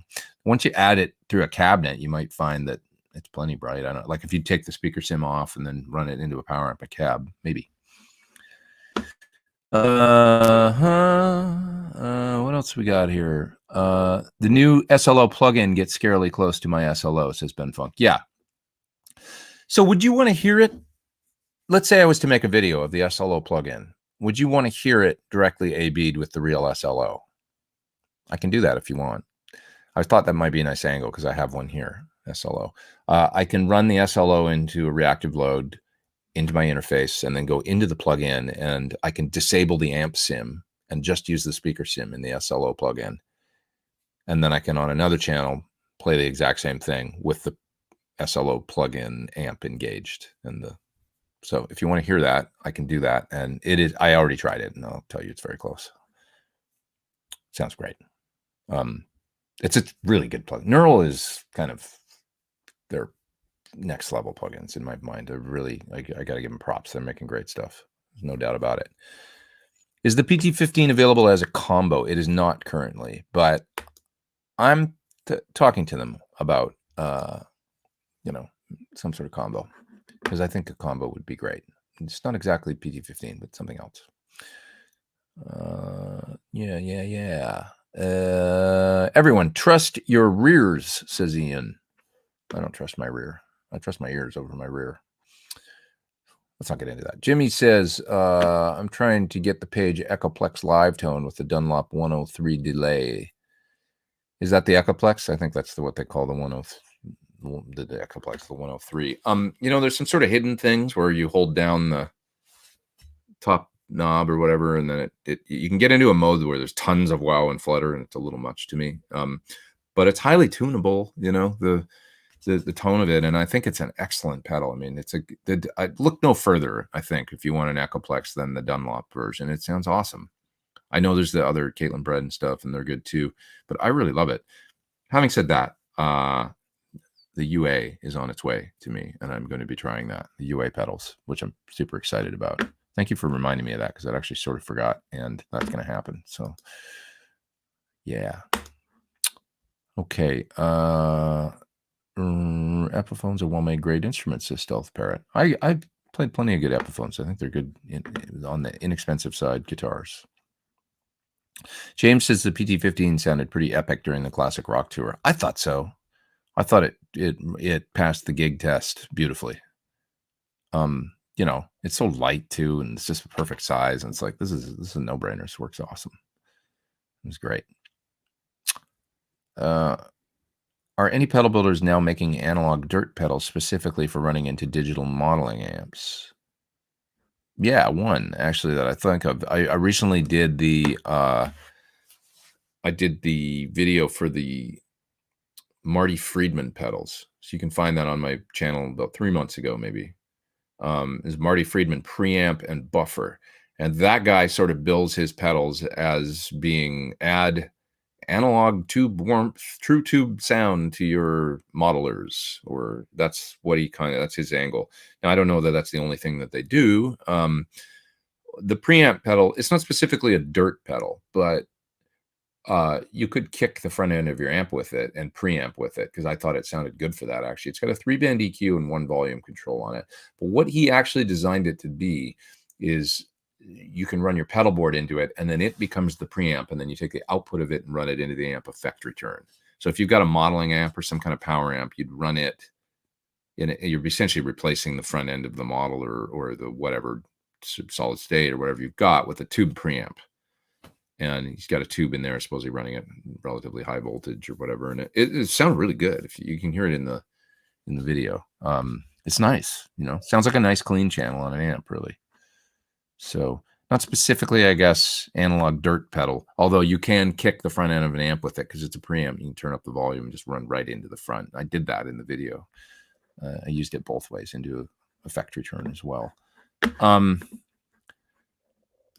kind of forgot that I had the stream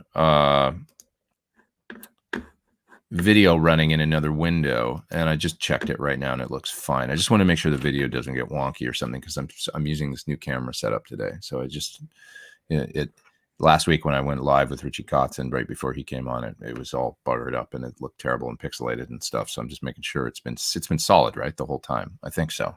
This is the first time I've done it for the full show. So yep. Okay, moving down to the bottom of the chat. Let's see.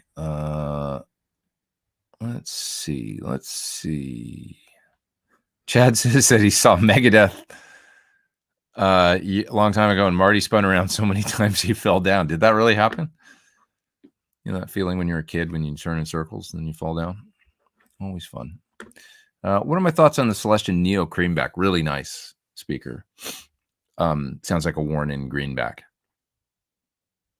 I was shocked, actually, when I heard it. Like, it's like a greenback, but a little less of the edge, a little less ratty. I like greenbacks, but I mean, they do have that little fizzy thing on the top end sometimes, especially when they're new. And the creamback sounded like that, but like it was like a dB quieter, and it sounded like a broken-in greenback to me. I was like, it's pretty cool. Now, having said that, we tried it because I was like big fan when I heard it. Tried it in the PT15 cabinet, and I still thought it sounded good. But with that particular amp, because it's 15 watts, I thought, it might be, it's having that effect of making the amp a little quieter, which you can use speakers to do, I mean, it's like if you get those EVH greenbacks or they're only 96 dB efficiency, or the Heritage greenback, great for a plexi or something that you want to tame a little bit, because the lower efficiency is noticeably quieter than running, say, like a 98 dB efficiency speaker. So I noticed that about the creamback. I don't know if it is technically the efficiency is lower, but it just sounded a little bit less loud to me than the regular greenback or a V30. So we decided to go with a mix of the greenback and the V30 in the PT15 212, which I have sitting right there, and works well with that amp. So it's all amp dependent and stuff, this stuff. Throw some thumbs up, folks, says Poo Ninja. I would appreciate it. Thank you very much. Thank you. What else we got here? Let's see. What are my thoughts on the Eventide Factor pedals? Like the old Eventides. They're great. I had one of the delays. Only downside, they were a little noisy, but an H9 has a little noise too. It's just the converters and stuff. If you run them in front of dirt, you'll notice a little bit of rise in the noise floor, a little hiss. But other than that, great sounds. I loved the delay. I like those, like their vintage digital algorithm, and the pitch factor is a great pedal for doing the 949 or H3000 stuff. Good pedals, kind of been replaced now or whatever with their individual pedals, like the micro pitch pedal that I just did a video of. That thing sounds cool. Did you guys see the micro pitch video? I did the EVH kind of track, sort of mid 80s style thing. or 90s. I guess really it's kind of like Can't Get This Stuff No More from the 90s. Those tracks are so cool. Just on another Van Halen note, those 2 songs they did with Dave in the 90s. I wish they'd done a whole record, one more record in the 90s. That would have been really cool around that time, around 96. It's unfortunate, because those are great songs. Me Wise Magic and Can't Get This Stuff No More. Terrific. Just 8 more songs. Would have been cool, right? It'd be so neat. I loved the style that he was, the writing and stuff on those tracks, and the tones he was going for with some of the kind of the in-between sounds. And I forgot kind of, in the 90s, like how when I went back and I listened to a bunch of Van Halen and on For an Awful Carnal Knowledge and Even Balance, he was really experimenting with the baritone and the in-between neck pickup and different things, the wah, he was messing around. It was cool. And like you'd see some of those PV guitars from the time that with 3 single coils and stuff that he was messing around with different stuff. And I just wish there was some more songs that reflected that, I guess. That's all. But it was great stuff. Pete, did you ever play Blow Up the Outside World with Chris, says T-Top. Thanks for everything. Thank you, man. Yeah, that was one of my favorite songs to play with Chris. I loved that song since the 90s when it came out. And to play it with him was when we'd kick into the pre-chorus, give you everything I have, give you everything I own. And I have memories of closing my eyes and just playing that song with him in my in-ears. And I was like, I'm playing this fucking song with this guy right now, and I'm alive. I loved playing that song. One of my favorites. Yeah, honestly. So much fun. What a great track. So Beatley and everything, Yeah. Ever compared current Chinese G12Ms with your blackbacks? Well, yeah, I mean, I have a lot of cabinets that have Chinese G12Ms, and then just getting the black, like I've never done a direct side-by-side AB, but, having the cabinets and plugging in the cabinet with the same amp and going, oh God, this cabinet sounds really good or whatever. So there's something about the 70s speakers that it's like, everything is right in the world when you hear, a great old one that's in good shape. It just instantly sounds great. And it sounds like you remember, like, whereas the new ones are great too. And they sound really good, but it's a little more like, yeah, that's that sound. And then you try the old cab and you go like, oh, almost like hearing it on vinyl instead of a CD or something. I don't know, where you're just like, oh yeah, that's how I remember that sound. There it is. And everything comes into focus beautifully. It's just like, oh, that's perfect. That's nice. It's like a small difference, but you just up the, I don't know. Guess it's like when you get cataract surgery or something. Oh, right. Everything's clear again. I remember that. I've never had cataract surgery, but I hear that it's, you talk to older folks that have it done, and it's like, it's unbelievable. T-Top says, that's exactly what I'd hoped you say. Thanks, man. Can't imagine how that must have felt. That's what it's all about. Yeah, dude. It was a special song to play. Many of the Soundgarden songs, I mean, it never was lost on me. Black Hole Sun, I mean, and Jesus Christ Pose was really fun too. But Blow Up the Outside World is so mellow and dynamic in the verse that and then it blows up in the chorus, and it's so much fun. Day I Tried to Live. It was, yeah, I mean, when you play the intro, and that's what, a lot of the people there have come to hear that. And so they just go nuts, like you just hear them. And then kicking into the,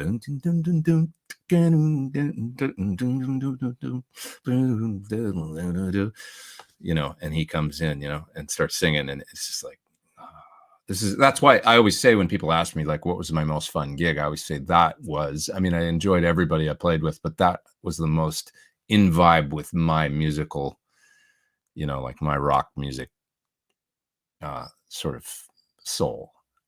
Playing those songs with that guy was just, it can't get any better than that. It's like, I consider, I really do consider like Super Unknown to be the Sgt. Pepper's in the 90s. So to play that music was, there's no better record from that era for me that you know, you had a lot of great bands, you know, and a lot of really cool music. But to me, Soundgarden they were sort of the granddaddies of that scene in many ways. And that record was the sound of that band arriving to a full creative potential, and like with no, you know, it's like a moment in time where a band arrives and they're firing on all cylinders, and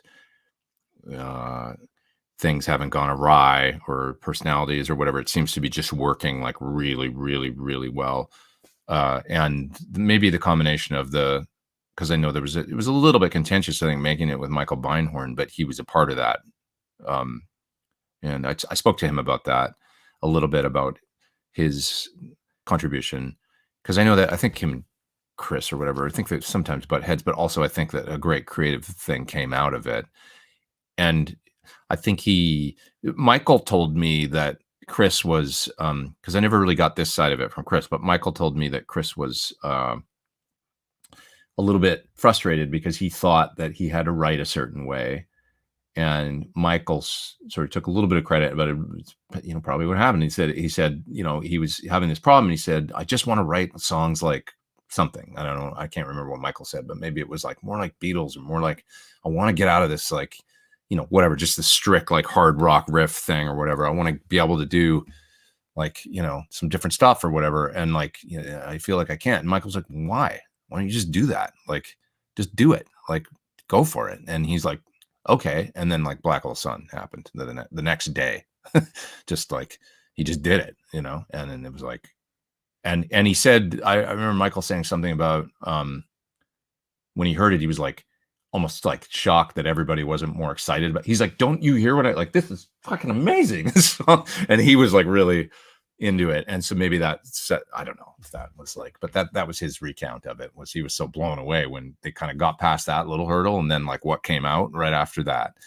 Now, Chris also told me about that period that that I had a lot of talks with them about this stuff, but they had total creative control.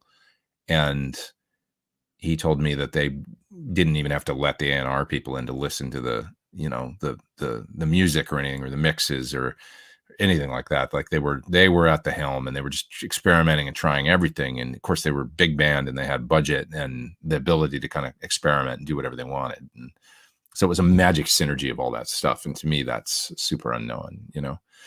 The next record, I think it's produced by the band. Michael wasn't involved in that one. That's the one that blew up. The Outside World is on. That's Down on the Upside. But that's also a really brilliant record, and has some things on it that it's more like, you know, their Abbey Road or something. It's an amazing record where it's Overfloater and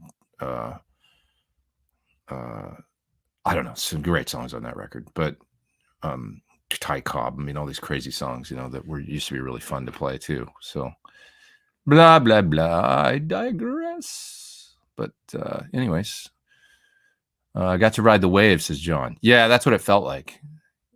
My wave. You know, that's another fun one. Guitar all roots and fifths, my old SG playing My Wave. I mean, come on. Come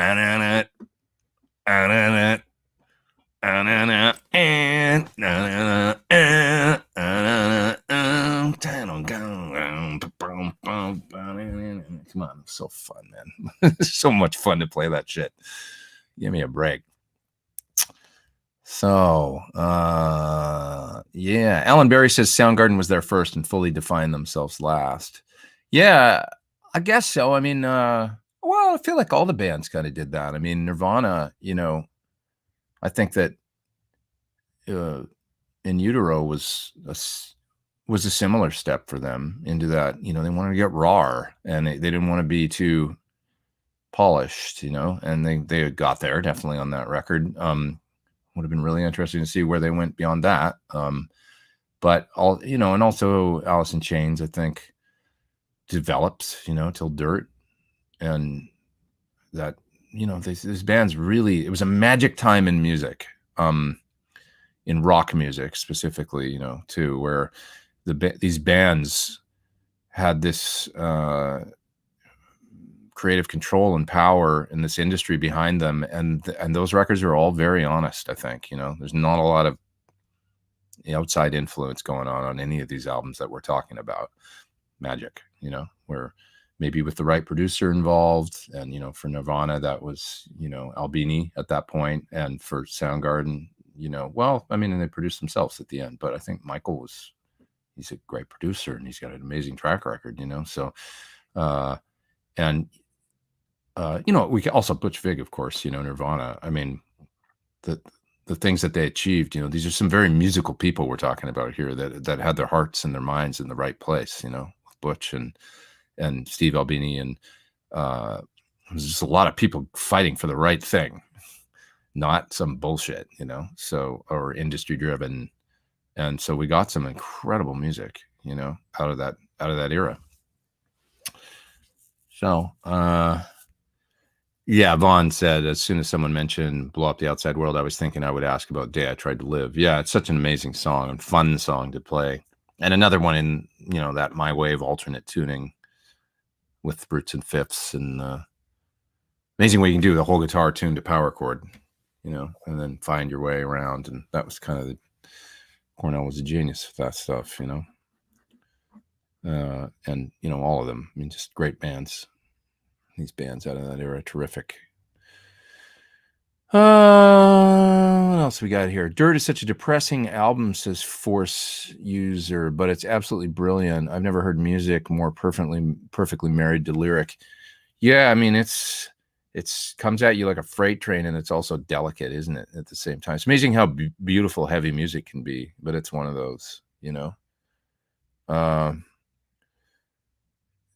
Them Bones is amazing, you know. I mean, when I think about, or, you know, there's so many great tracks on that record, and that wall of sound. And there's another great, the heck's the guy's name? Guy that had El Dorado, the producer, mixer. Man, the older I get in my mind. But somebody will mention it, who produced that record. But that was another great sound that they, you know, another great rock sound. And Lane was, you know, I mean, I love the stories about him doing vocal harmonies, how they'd just go out for dinner or whatever and come back, and there would be this beautiful thing that he'd layered. And he was, you know, he was a really musical guy, obviously, right? Just cool stuff, man.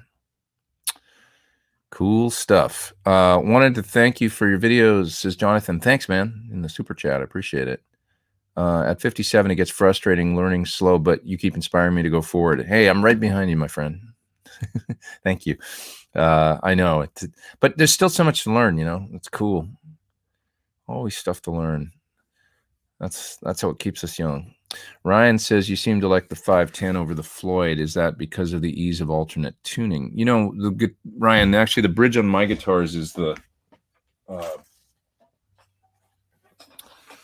Wilkinson. So it's a fixed thing. Oh, sorry, not a fixed. What am I saying? It's a locking bridge. See the Allen screws in the bridge, and the strings pass under these Allen screws right here. So it locks like a Floyd, actually. It's not a 510. This bridge is made by Wilkinson, and you can actually retrofit these saddles onto a 510 base plate, but the saddles are special with a little lock on them. And so because of that, you know, I find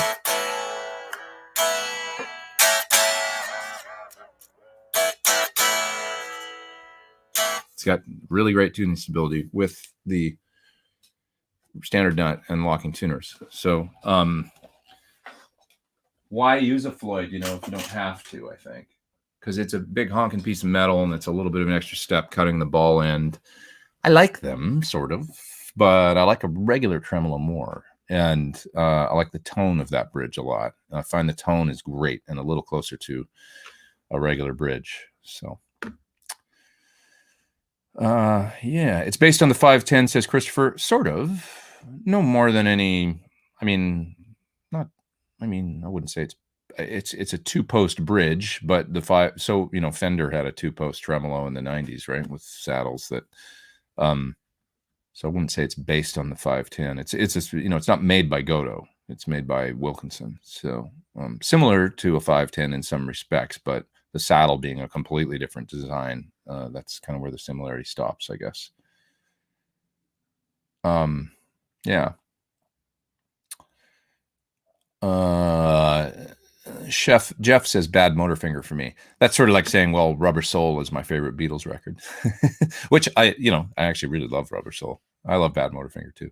But yeah, I just think the creative potential of the band was, blew people's minds kind of on when they got to Black Hole Sun, and when they got to, and yet the heaviness of like 4th of July and all that, like, oh, like there was a lot of heavy, beautiful music. That's part of what I love about the 90s stuff, is that rock kind of got a little, the rock, new rock or whatever you want to call it, like the sound of rock kind of it was it was a little bit like taking Van Halen from the 70s and then all the bands that came after. There's some cool stuff there. I mean, with some of the bands when I'm talking about the bands that were obviously Van Halen influenced, that came along in the 80s.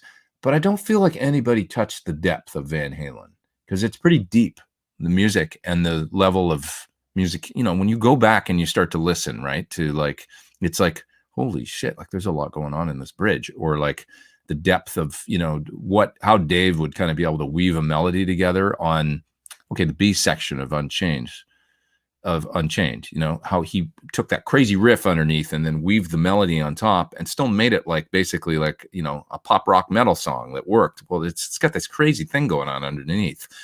Or the, I would say Hang 'em High, like the sort of the bridge in Hang 'em High, the long extended sort of bridge solo thing is amazing. Like, it's like really uncharacteristically hard rock. There's some key changes going on throughout the whole thing, and it's really like, it's unlike anything else. Okay, I would say that Soundgarden and just taking what they did, let's say on Super Unknown, and then moving it forward into the 2000s with the hard rock that came out then, the kind of more blocky, like everybody did the drop D thing, and then blocky kind of, everybody was using dual rectifiers and stuff. But there was nobody doing what happened on 4th of July, or, you know what I mean? Or even blow up the outside world, really. The creative, the beauty, what's the last song what's the last song on Down on the Upside? I mean, go listen how beautiful that song is. It's like, the name of the song, but I'm going to find it here right now. iTunes didn't suck so much, I could find it quicker. Boot Camp. That song is so cool, and it's 2 minutes and 58 seconds long. Listen to the writing and how gorgeous it is, and how it's not typically, it's heavy and dark and beautiful and awesome, and just like everybody just kind of dumbed down that into the, like, bands that say they're Soundgarden influence. I feel like, yeah, but you sort of, nobody was able to get back to or capture, at least not that I've really heard, that level of also Lane's thing, with Alice in Chains, how beautiful it was. Like, yeah, it was heavy, but it was dark and like kind of, I don't know. It's like you can have music be, Gojira does it, by the way. Okay, Gojira is one of my favorite new bands, because I feel like they achieved that in metal. It's, they're actually on par, I do think. Really incredible heavy music. You guys might know of some more bands to me. I listen to some Opeth, and I really like their stuff too, but I know I'm getting like, this is like wildly different metal genres, and metal people can get very like, oh, that's not even like, what do you mean? That's like some other kind of music, when it comes to the genres. But I'm just thinking of some heavy music that I think is Mailman Von Zombo is saying, in terms of melodic complexity. Yeah, Chris had the ability to weave a melody like no one else, over some crazy brooding chord stuff that made it very, there's not many people that can do that. It's a special thing. JD Analog says, hey, Pete, just send you an email with pedal manual and other details. Let's rock. Okay, I'm ready to rock. Let's do it. Thanks, man.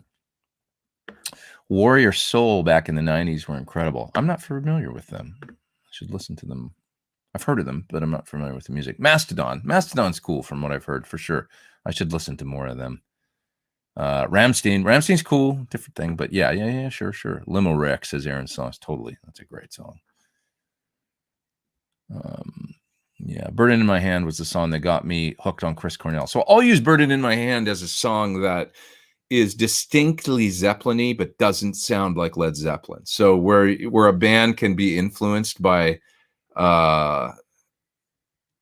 another band, but not directly rip them off, right? You hear the Zeppelin in the, for sure. Like listen to it. It's like distinctly there's this heavy duty Jimmy Page going on there, but and just so there you have it.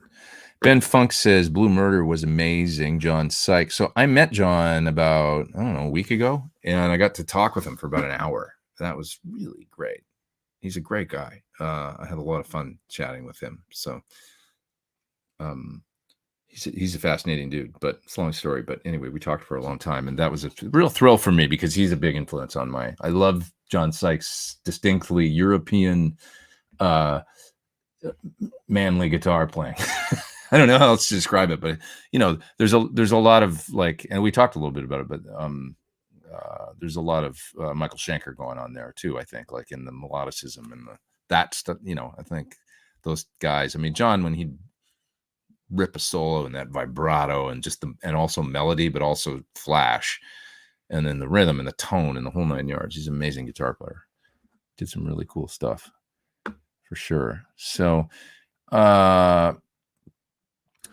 yeah, Jesse says when bands like Creed and Nickelback and Seether and Hinder started coming out, it made it okay to be subpar musicians and bang out terrible songs with no creativity.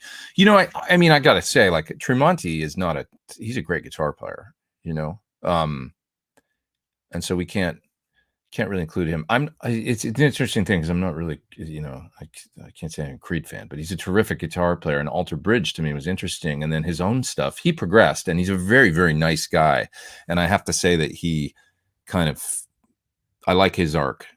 He's got a long arc, I think, and he's probably got a lot more work to do, And so, but yeah, I get where you're going. The real kind of like, the heavy music became a little cookie cutter, but it happened in the 80s too. It happened in the 80s. So, but yeah, Soundgarden to me was special, for this kind of music, So, there's definitely something about those European hard rock players, says Ben Funk. Yeah, that distinctly, their melodicism and their, the kind of, well, I mean, Yngwie is another one that's like, he's his own category almost, right? But to me, the Gary Moores and the, folks that came through the Thin Lizzy, school of rock. And by the way, it was really, I mean, talking to John about Phil was amazing because he still, I mean, he loved that guy, obviously. And he spoke with such fondness about Phil. And that was, for me, it was I thought about our conversation for a few days after. I was really like, wow. Failure was another band from that era. Yeah, I was in a band with Kelly Scott, the drummer from Failure. We toured with Blinker the Star together for about a year. And I was a big Failure fan. So I got in Blinker for the tour right after I'd become a Failure fan, really, like a couple years later. And so that was a thrill for me because I loved his drumming. But yeah, Ken Andrews, he's a brilliant guy. Failure is a great band for sure.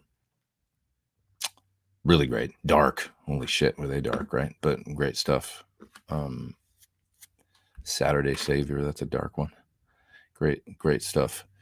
Cowboy Song by Thin Lizzy's a great jam. I agree. I like this discussion we're having this week about cool stuff, cool music. This is fun. Yeah.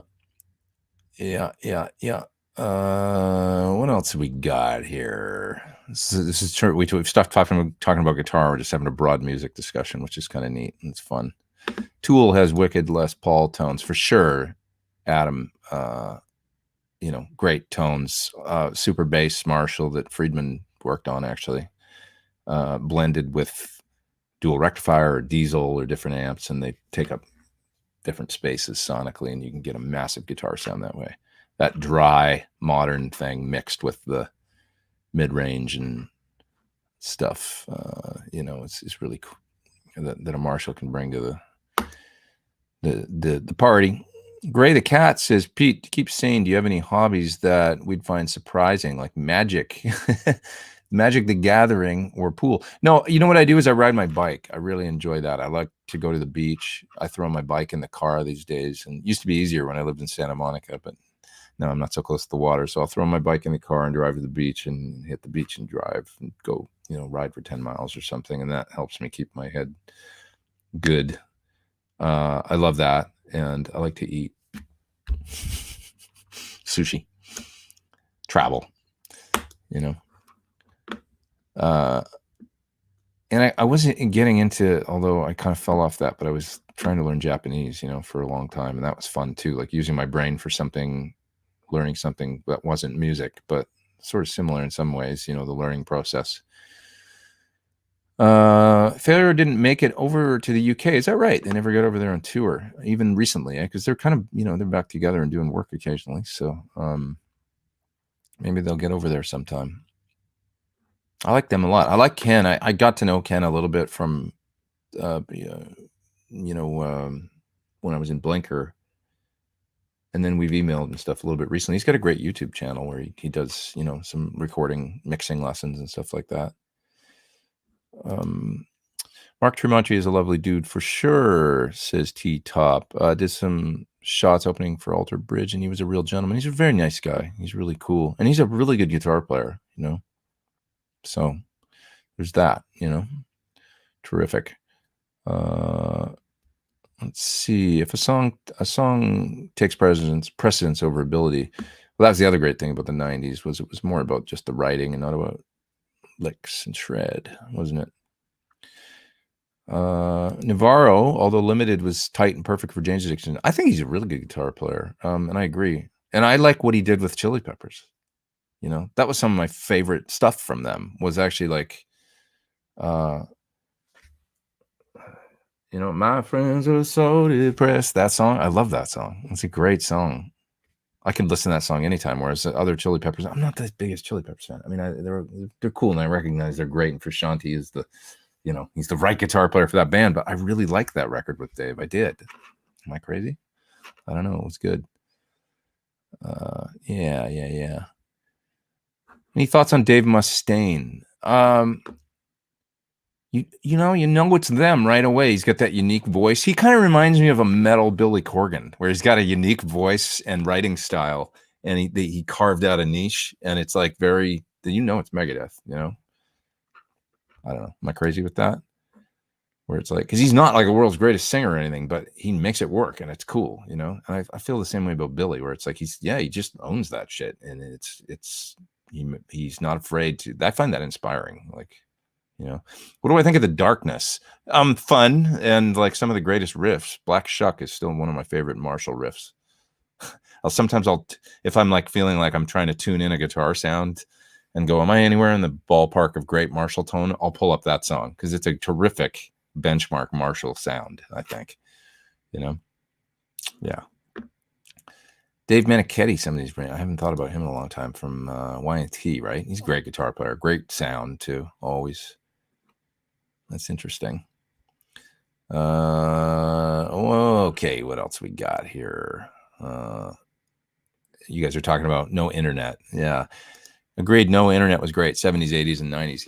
I watched on a completely different note, I watched the Oasis documentary recently that I think it's on Netflix. And it kind of ends with like maybe around 98 or something like that.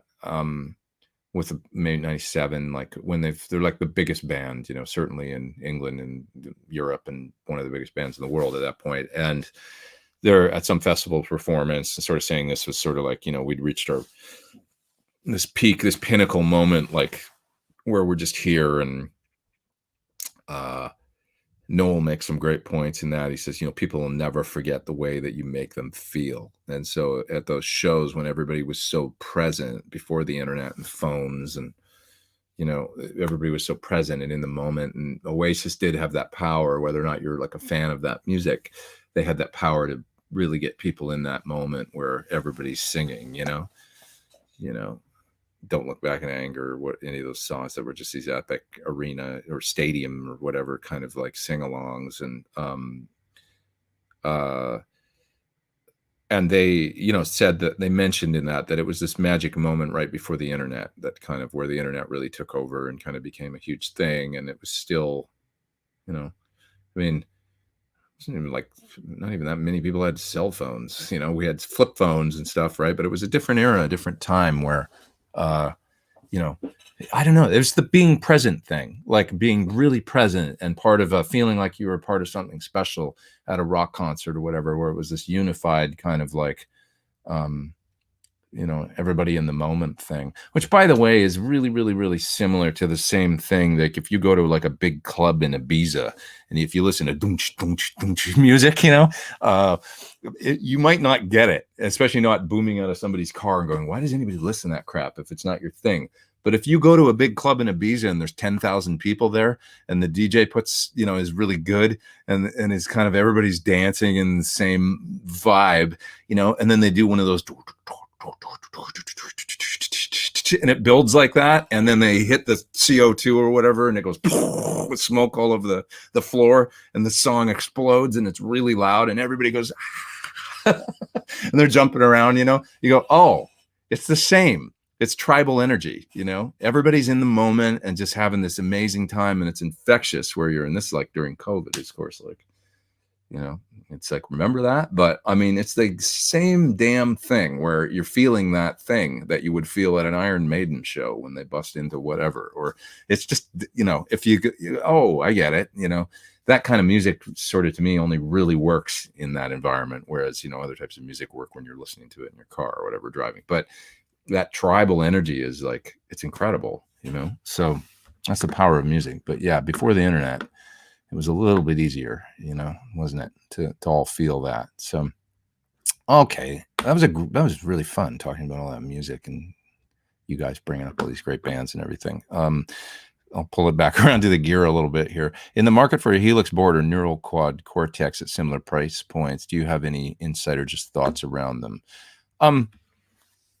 Well, I have to say, like, I think that they're all good, number one, and that it's hard to go wrong. And that the Neural for me is really, I mean, it's got great models in it, with a whole huge impulse response thing and everything.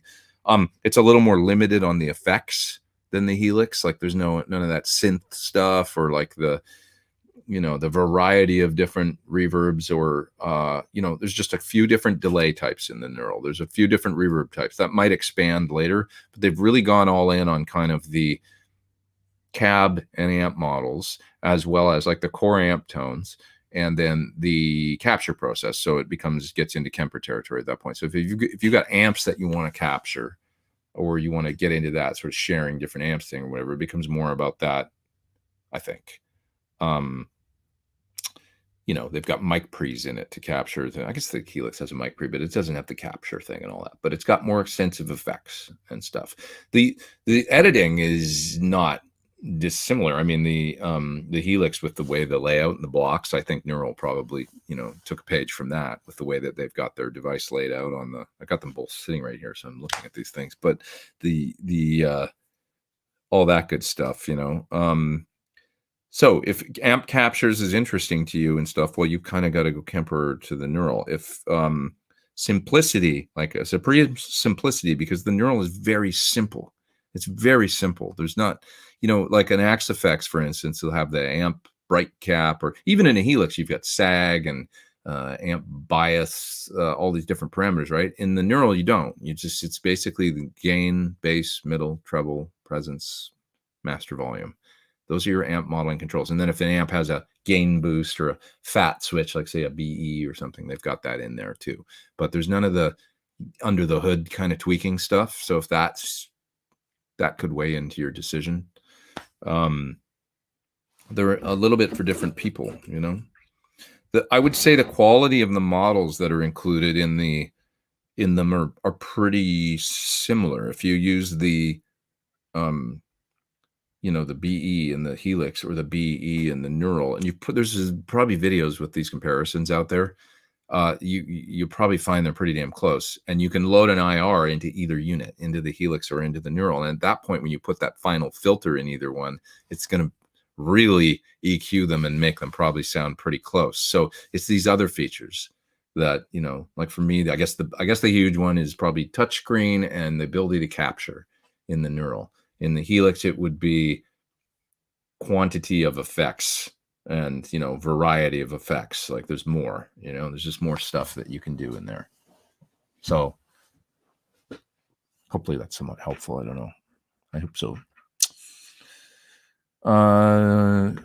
Do I ever think rock music will ever dominate the charts like hip hop does now? Well, I think it'll be different, and it'll be up to the kids, you know. It'll be up to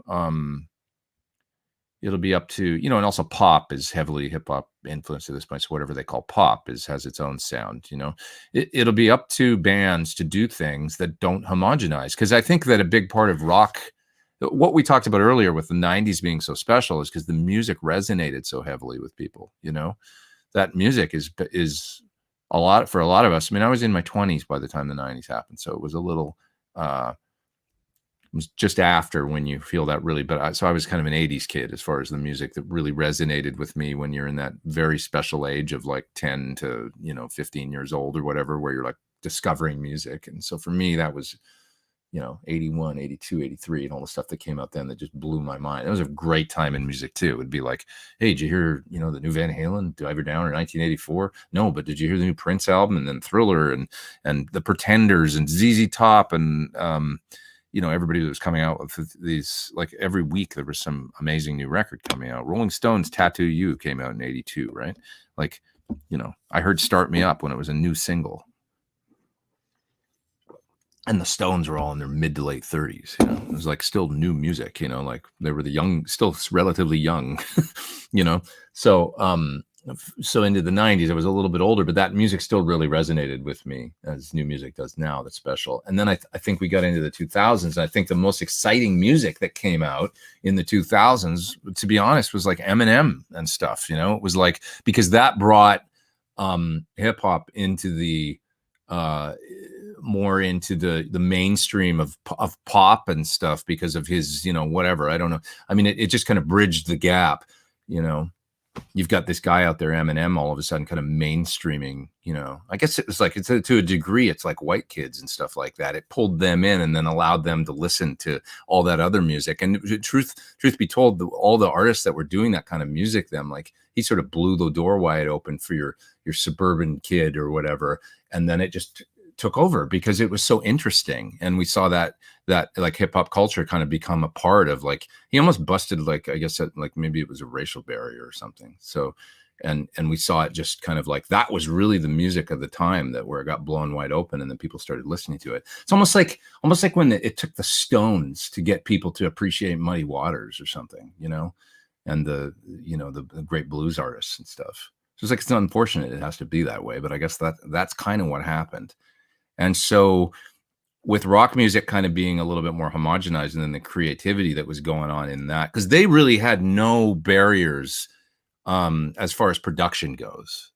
You know what I mean? Like, they had no, when it comes to like what they would use for a snare drum sound, or what they would use, you know, rock was getting very like, it needs to sound like this, and it's all Pro Tooled, and it's very cut and dry, and this and that and the other thing. All these other interesting sounds that people were doing in electronic music and doing in hip hop and stuff, where the door was wide open and it didn't sound like your granddad's music or whatever.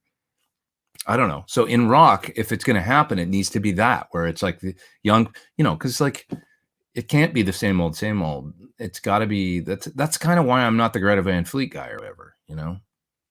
I just think it needs to be like Soundgarden did, where it didn't sound like Led Zeppelin when they did Burden in My Hand. It sounded different, you know. So that's what's going to make rock mainstream, is some artists coming along doing that. What is that? I don't know. But Billie Eilish doesn't sound like anything to me. It comes on, I know it's Billie. It's her production that she did with her brother, probably out of necessity, in their bedroom, making music that they made the way they made it, her particular style of layering vocals and her style of singing. And it was completely unique. Nobody sounds like her. Nobody. Now they probably do, because she influenced, but it's like, right? Like, it doesn't matter whether you like it or not. You got to go with the fact that it sounds unlike anything else, and that it's distinctly her. That's what you got to do in rock in order to have rock resonate with kids that are 13, 14, 15 years old, like I was when I heard, you know, Van Halen come out with 1984, which nobody had heard. Simmons drums, and, oh, Eddie's playing keyboards now. And, you know, like songs like Girl Gone Bad and like whatever. And he's in his early 30s. And it was just like this creative peak of, you know, right? it's human nature, you know? So, yeah, Billy's great, says John. I love Billy. I mean, I think she's awesome. You know, Dave Grohl, like I remember when I just heard her and I started listening to her and he's like, man, I took my daughter to see Billie Eilish and it is happening. Like it's happening again. What happened with Nirvana, and it's at her show. And when you see the kids and all the girls and they're screaming and they're crying and they're singing every word back, and what she's singing about is resonating with them because she writes very personal songs from the perspective of a girl that at the time was 16, 17 years old. And it's a peer, and they're like, she's singing this stuff and pouring her heart out, and it makes sense to these kids. Unlike, you know, it's not some recycled thing. It's real, you know, it's art. And that's like what you have to do. It has to be like, you know, Cornell singing The Day I Tried to Live, which resonates with people that, you know, I thought, you know, you get that if you're in a depression and you get this moment of like, I'm going to go for it today. It's going to be different. And then it's just a pile of shit or whatever. And you feel that sense of despair or whatever. And that resonated with people, you know, that's where he was at then. And it was a special, you know, and that's what I say about the song Boot Camp. Listen to that song. Chris wrote some dark stuff, man. But, you know, there must be something good far away from here. You know, it's like that song. When I hear that, it's just like the pain and the sadness but the hope in it at the same time that resonates with me. Like I was like, wow, that's like, there's some amazing lyrics, you know, and some of the lyrics on Higher Truth. And I told him, I was like, dude, like this record is like lyrically, like, you know, and he kind of, you know, he got a little shy about it. He goes, well, you know, and then he cracked a joke about it. He was like, well, you know, like, you know, when you sing rock, you can kind of sing anything. He said, free ride, you know. He said, you know, I was saying, what a great record it is. It's kind of acoustic, more mellow record. And he's just making the point like, yeah, well, when you do rock, you can sing free ride and it's awesome. But when, you know, when it's stripped down and it's just you singing, you better own it as far as the lyrics go. So he was, you know, still stretching and going for it then, you know, but that's what it takes, man. You got to resonate with people with it's art. Oh God.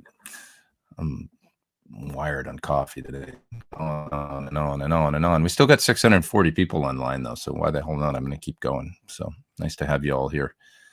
But yeah, and Jay says I'm still stuck on Albert King, but Albert King is the real deal, so that's okay. I love Albert King.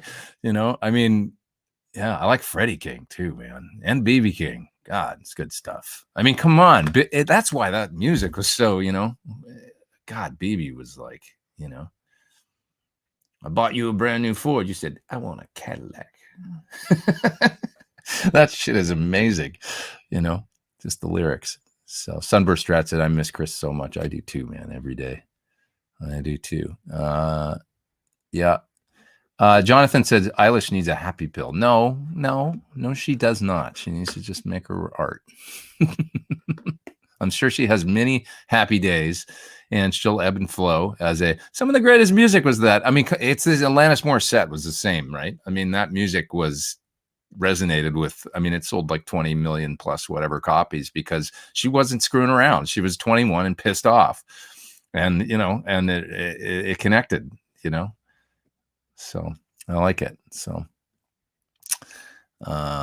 anyways, every Big Wreck album is awesome. Ian's great, man. I love Big Wreck. That's good stuff too. What do I think of Radiohead? I love Radiohead. I love it.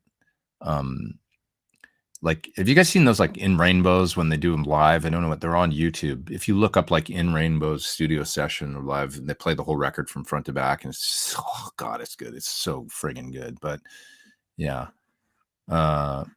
Yeah. Mel says Eilish is depressing. Sounds like a potential suicide. I don't agree. Okay, the music's dark. Yes, of course it is. But have you seen her at a show and freaking out with all the kids and everybody's because they're getting it out through the music is the point. If you watch the movie, she talks about it. You know, the movie that came out on Apple TV. And her mom gives her shit and kind of says what you just did. And she's like, this is why I don't feel like I need to do something bad to myself because I get it out through the song and then it takes care of that. And when you do that, something that honest and you feel that, you know, you allow yourself to be that vulnerable through the art, amazing what happens when it's like millions of people all over the world go, because people have a hunger for real shit because we're people and we're kind of screwed up. So to get it out through the art is the way, you know. yeah, a lot of these guys like, you know, Lane and stuff are gone and Chris is gone, but you got to ask yourself, without the music there, would that have happened maybe a lot sooner? Right? You know, I really believe that, like, for Chris, the music was the cathartic. I mean, playing shows and staying creatively busy and stuff like that, and, you know, keeping these projects going and stuff like that was a big part of what kept his head straight for so long. That's my honest assessment, you know, with that. Without it, I mean, it's the outlet, because we're inherently flawed, you know. So Alanis wrote songs about Uncle Joey. Who's Uncle Joey? Radiohead Kid A was so refreshing. Yeah, Kid A. I mean, I started listening to them right at the beginning, and so for me, it was the first 3 records that I was really paying attention. You know, the Bends specifically, you know, a pretty special record in my memory of like when I was that age and stuff, and it's got that distinctive sound that's not just, you know, it's beyond, you know, the first album, I think, but it's not, you know, OK Computer was getting like really, really interesting. But in a way, I sort of like the Bends more, you know. And then when they got into the you know, then I lost. Kid A was really cool too, but I sort of started losing interest a little bit because the sound was getting so diverse. A friend of mine, and I don't agree with this, but he said they've reinvented themselves so many times that they've succeeded in sounding like nothing. And I don't agree with that. But there is an element too where it got a little confusing because they'd come out with a record and it'd be so different that I'd be like, I don't know what to think, you know. And then, but In Rainbows, I think is one of my favorites too. What else we got here? What's your reaction when the Nirvana scene hit in the 90s, says Nelson? I remember seeing the Smells Like Teen Spirit video in my apartment in Hollywood when the first time I seen it. I remember, like, so it was 92, I guess, 90, right? And I remember it coming on and going like, well, that's different. Like, that doesn't look like Poison. You know, and here I'm in the middle of Hollywood, right? Like literally down the street from the Roxy and, you know, the, you know, Rainbow and stuff.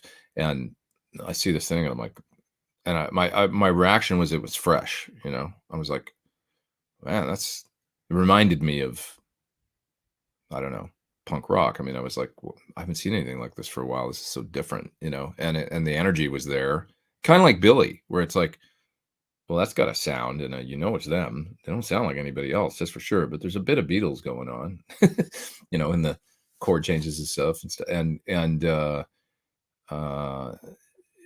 yeah, it was cool. I liked it. I mean, I wasn't like, to be honest, the whole thing was eating itself like right around then.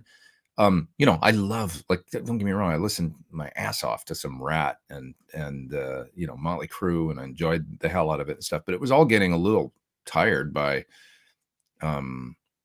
you know, like the whole scene. I don't mean those bands in particular, because I like those bands and I look, you know, they were the best of the bunch, you know. But I mean, a lot of you were seeing these bands like Firehouse and all these different, like, how many more bands can come out where there's the hair? It's like Steel Panther, you know. It was like getting like that, like everything, and it was like, okay, this just, I don't know, it feels like it's kind of going nowhere, you know. Like, and so when Nirvana happened, it felt like it was going somewhere, and I liked it.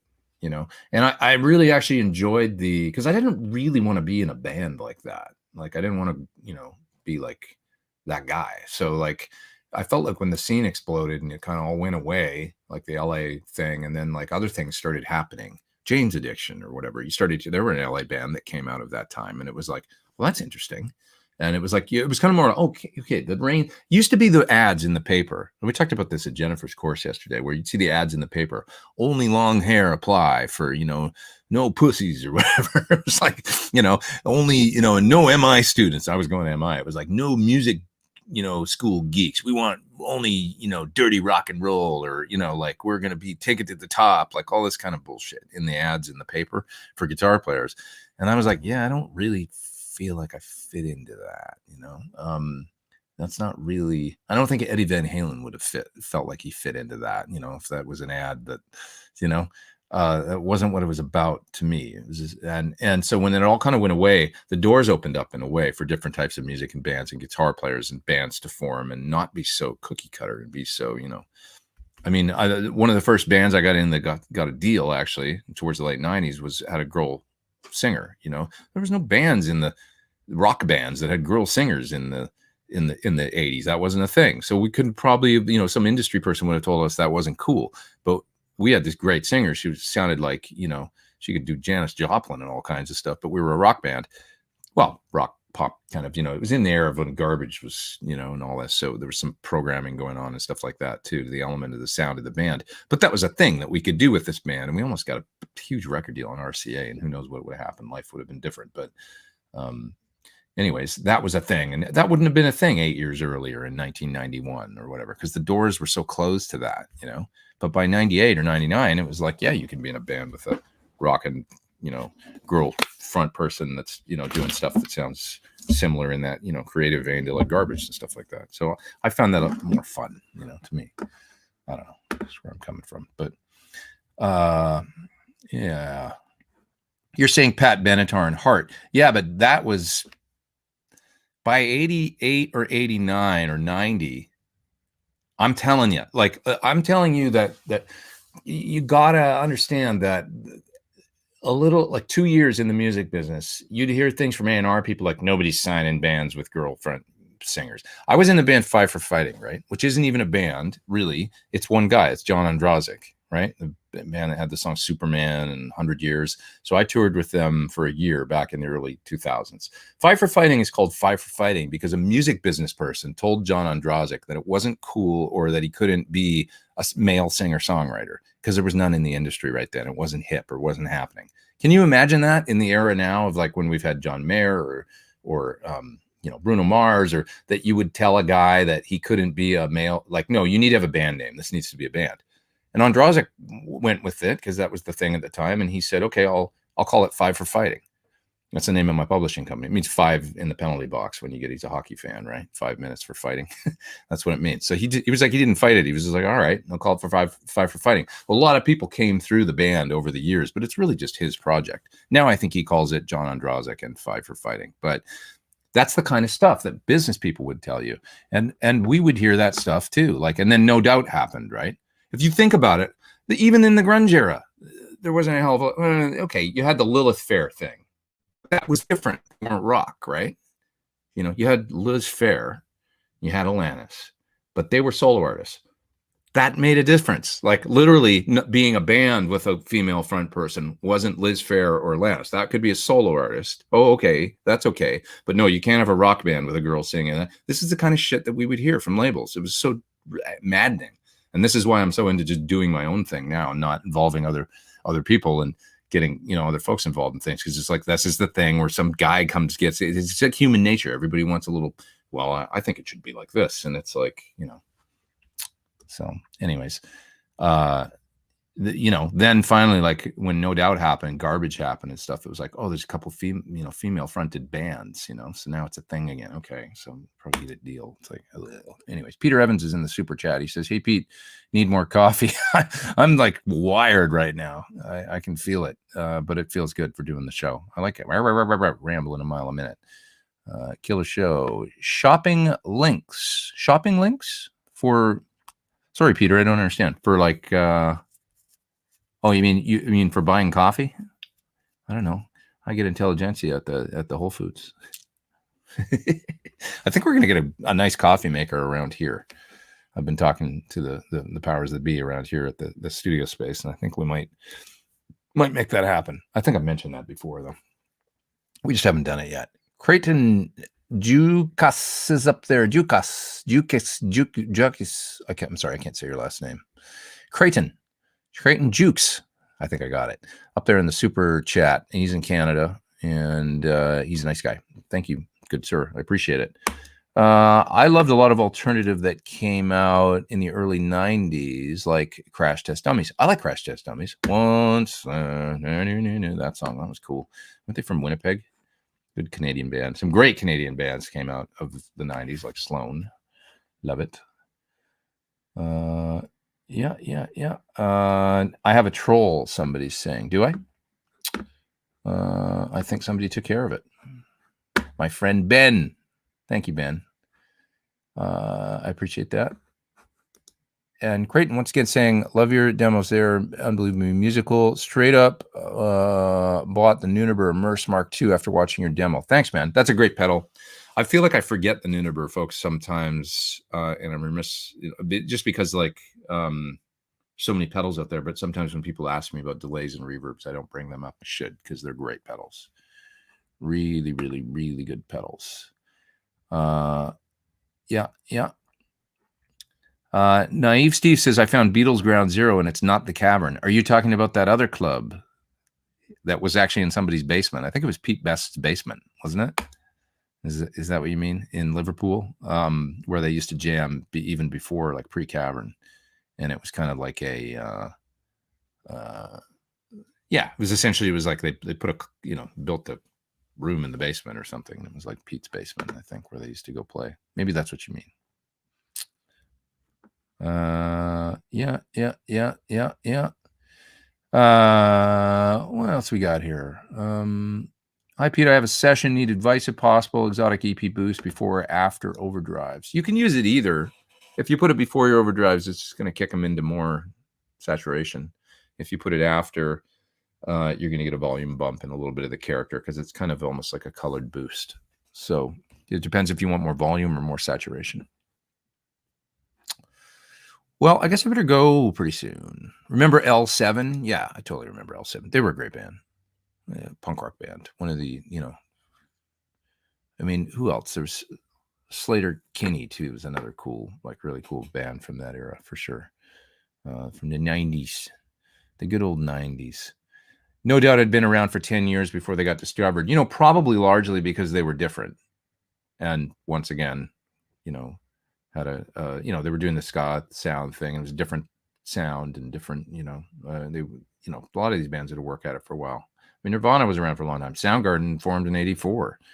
So 10 years ain't unheard of, Sundays were awesome, but I don't think they got very big. They were pretty big in Over the Pond, I think. And, a little different. I'd put them more in they're not a rock band, really. I love them, though. Great songs.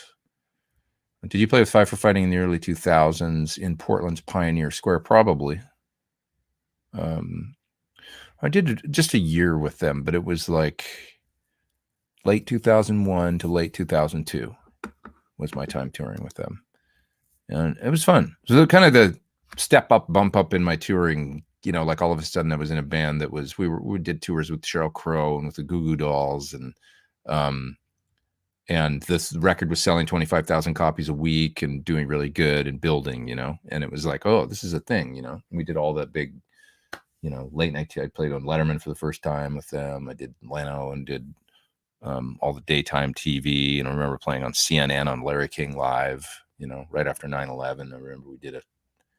Yeah, it was like full on touring for a while with them, and all the, it's like, I've stepped up. And that was when I felt like I was on my way a little bit, like as far as the Sideman thing goes. Oh, shopping links meant Sweetwater. I think my Sweetwater link's down in the video description below. Got an affiliate link down there if anybody needs kazoos, or if you need some effects pedals. Perhaps you want to buy a box of guitar picks, use them as a shaker.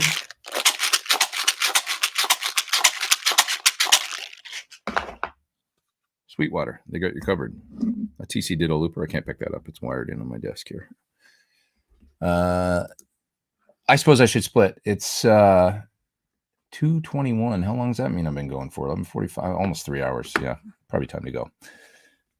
A couple more questions, just because I'm having fun, and there's still 630 people here. It's amazing. Seeing you have a Brian May guitar. You know what? It wasn't mine. I was borrowing it from John Shanks, and it's actually gone now. I gave it back to him. He needed it for something. What's it like to play on it? It had a huge neck, huge.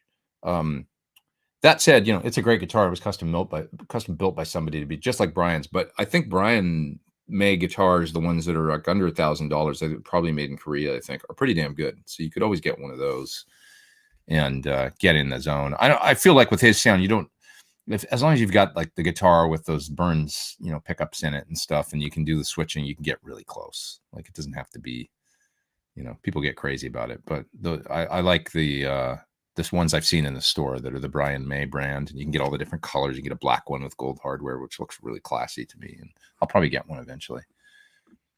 Mr.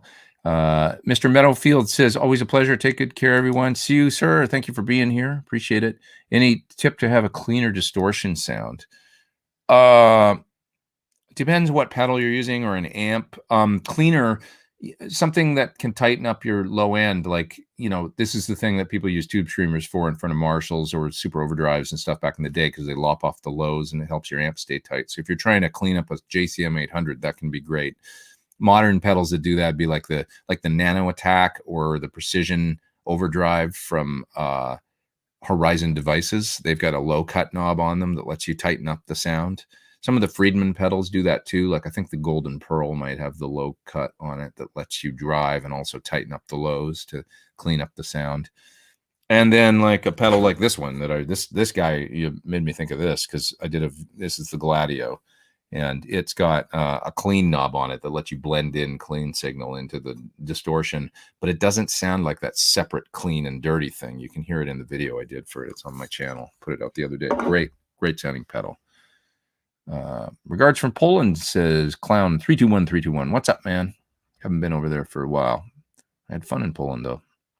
I did. I'm off to check out the Brian Johnson channel. Check it out, man. It's great. Brian Johnson TV. He's got his own YouTube channel now, and he's doing these awesome interviews. Watch the Dave Grohl one. It's so great. And the Mark Knopfler one, too. Equally great. Brian's so passionate about music, and I don't know. I love that guy. I mean, the way he talks about it, and he's just like this sweet. You want to hang out with him. You want to go have a beer with him and talk about music, and he's just a terrific dude. So check out his channel. It's my favorite new thing on YouTube. Beavis says, you're such a humble dude. I often forget all the big projects. Thanks, man. I don't know. I'm happy to still be every day above ground's a good day. I'm happy to still be walking around and playing guitar and having fun playing music. So stoked you guys are all here every week. Thank you. I will split here in a sec. How did the Gladio compare to the Van Wielden? I thought about that Van Wielden pedal, which was really nice, but it's been a number of years, so I would have to listen to it again. I would have to check it out one more time to see how they compare. I can't say really without a direct AB. It's a very big pedal, I'll say that. The Van Wielden, it's like it's the size of a quad Cortex almost or something. Maybe, but whereas this one's more like a single pedal housing thing. And to be honest, the two Gladios, this is my favorite because of the added clean knob. It just sounds less like an overdrive pedal and a little more like natural amp distortion. So this is the one that I'm really digging, even over the double one, which sounded good too. Jason is in the super chat. He says, I appreciate you taking time to have a conversation. Thanks, Pete. And I appreciate you being here too, because I couldn't do it without you being here, Jason. So thank you for hanging. Jack says, love your channel. Thank you. And thanks, Ben, for being here and taking care of my troll. I really appreciate it. All right, that was super fun week. I'll see you guys next time, and have a great week. I think I'll do a video for that Soldano plugin this week, and I got more coming. Just plenty of stuff I got to do. Acoustic guitar video, Marshall Overdrive I got sitting right here, a looper. Yeah, there's a bunch, and then a ton of Octa Switch from Carl Martin. I'm going to show you that too, in case you want to put together a pedal board. Good stuff. Over and out. Happy Sunday.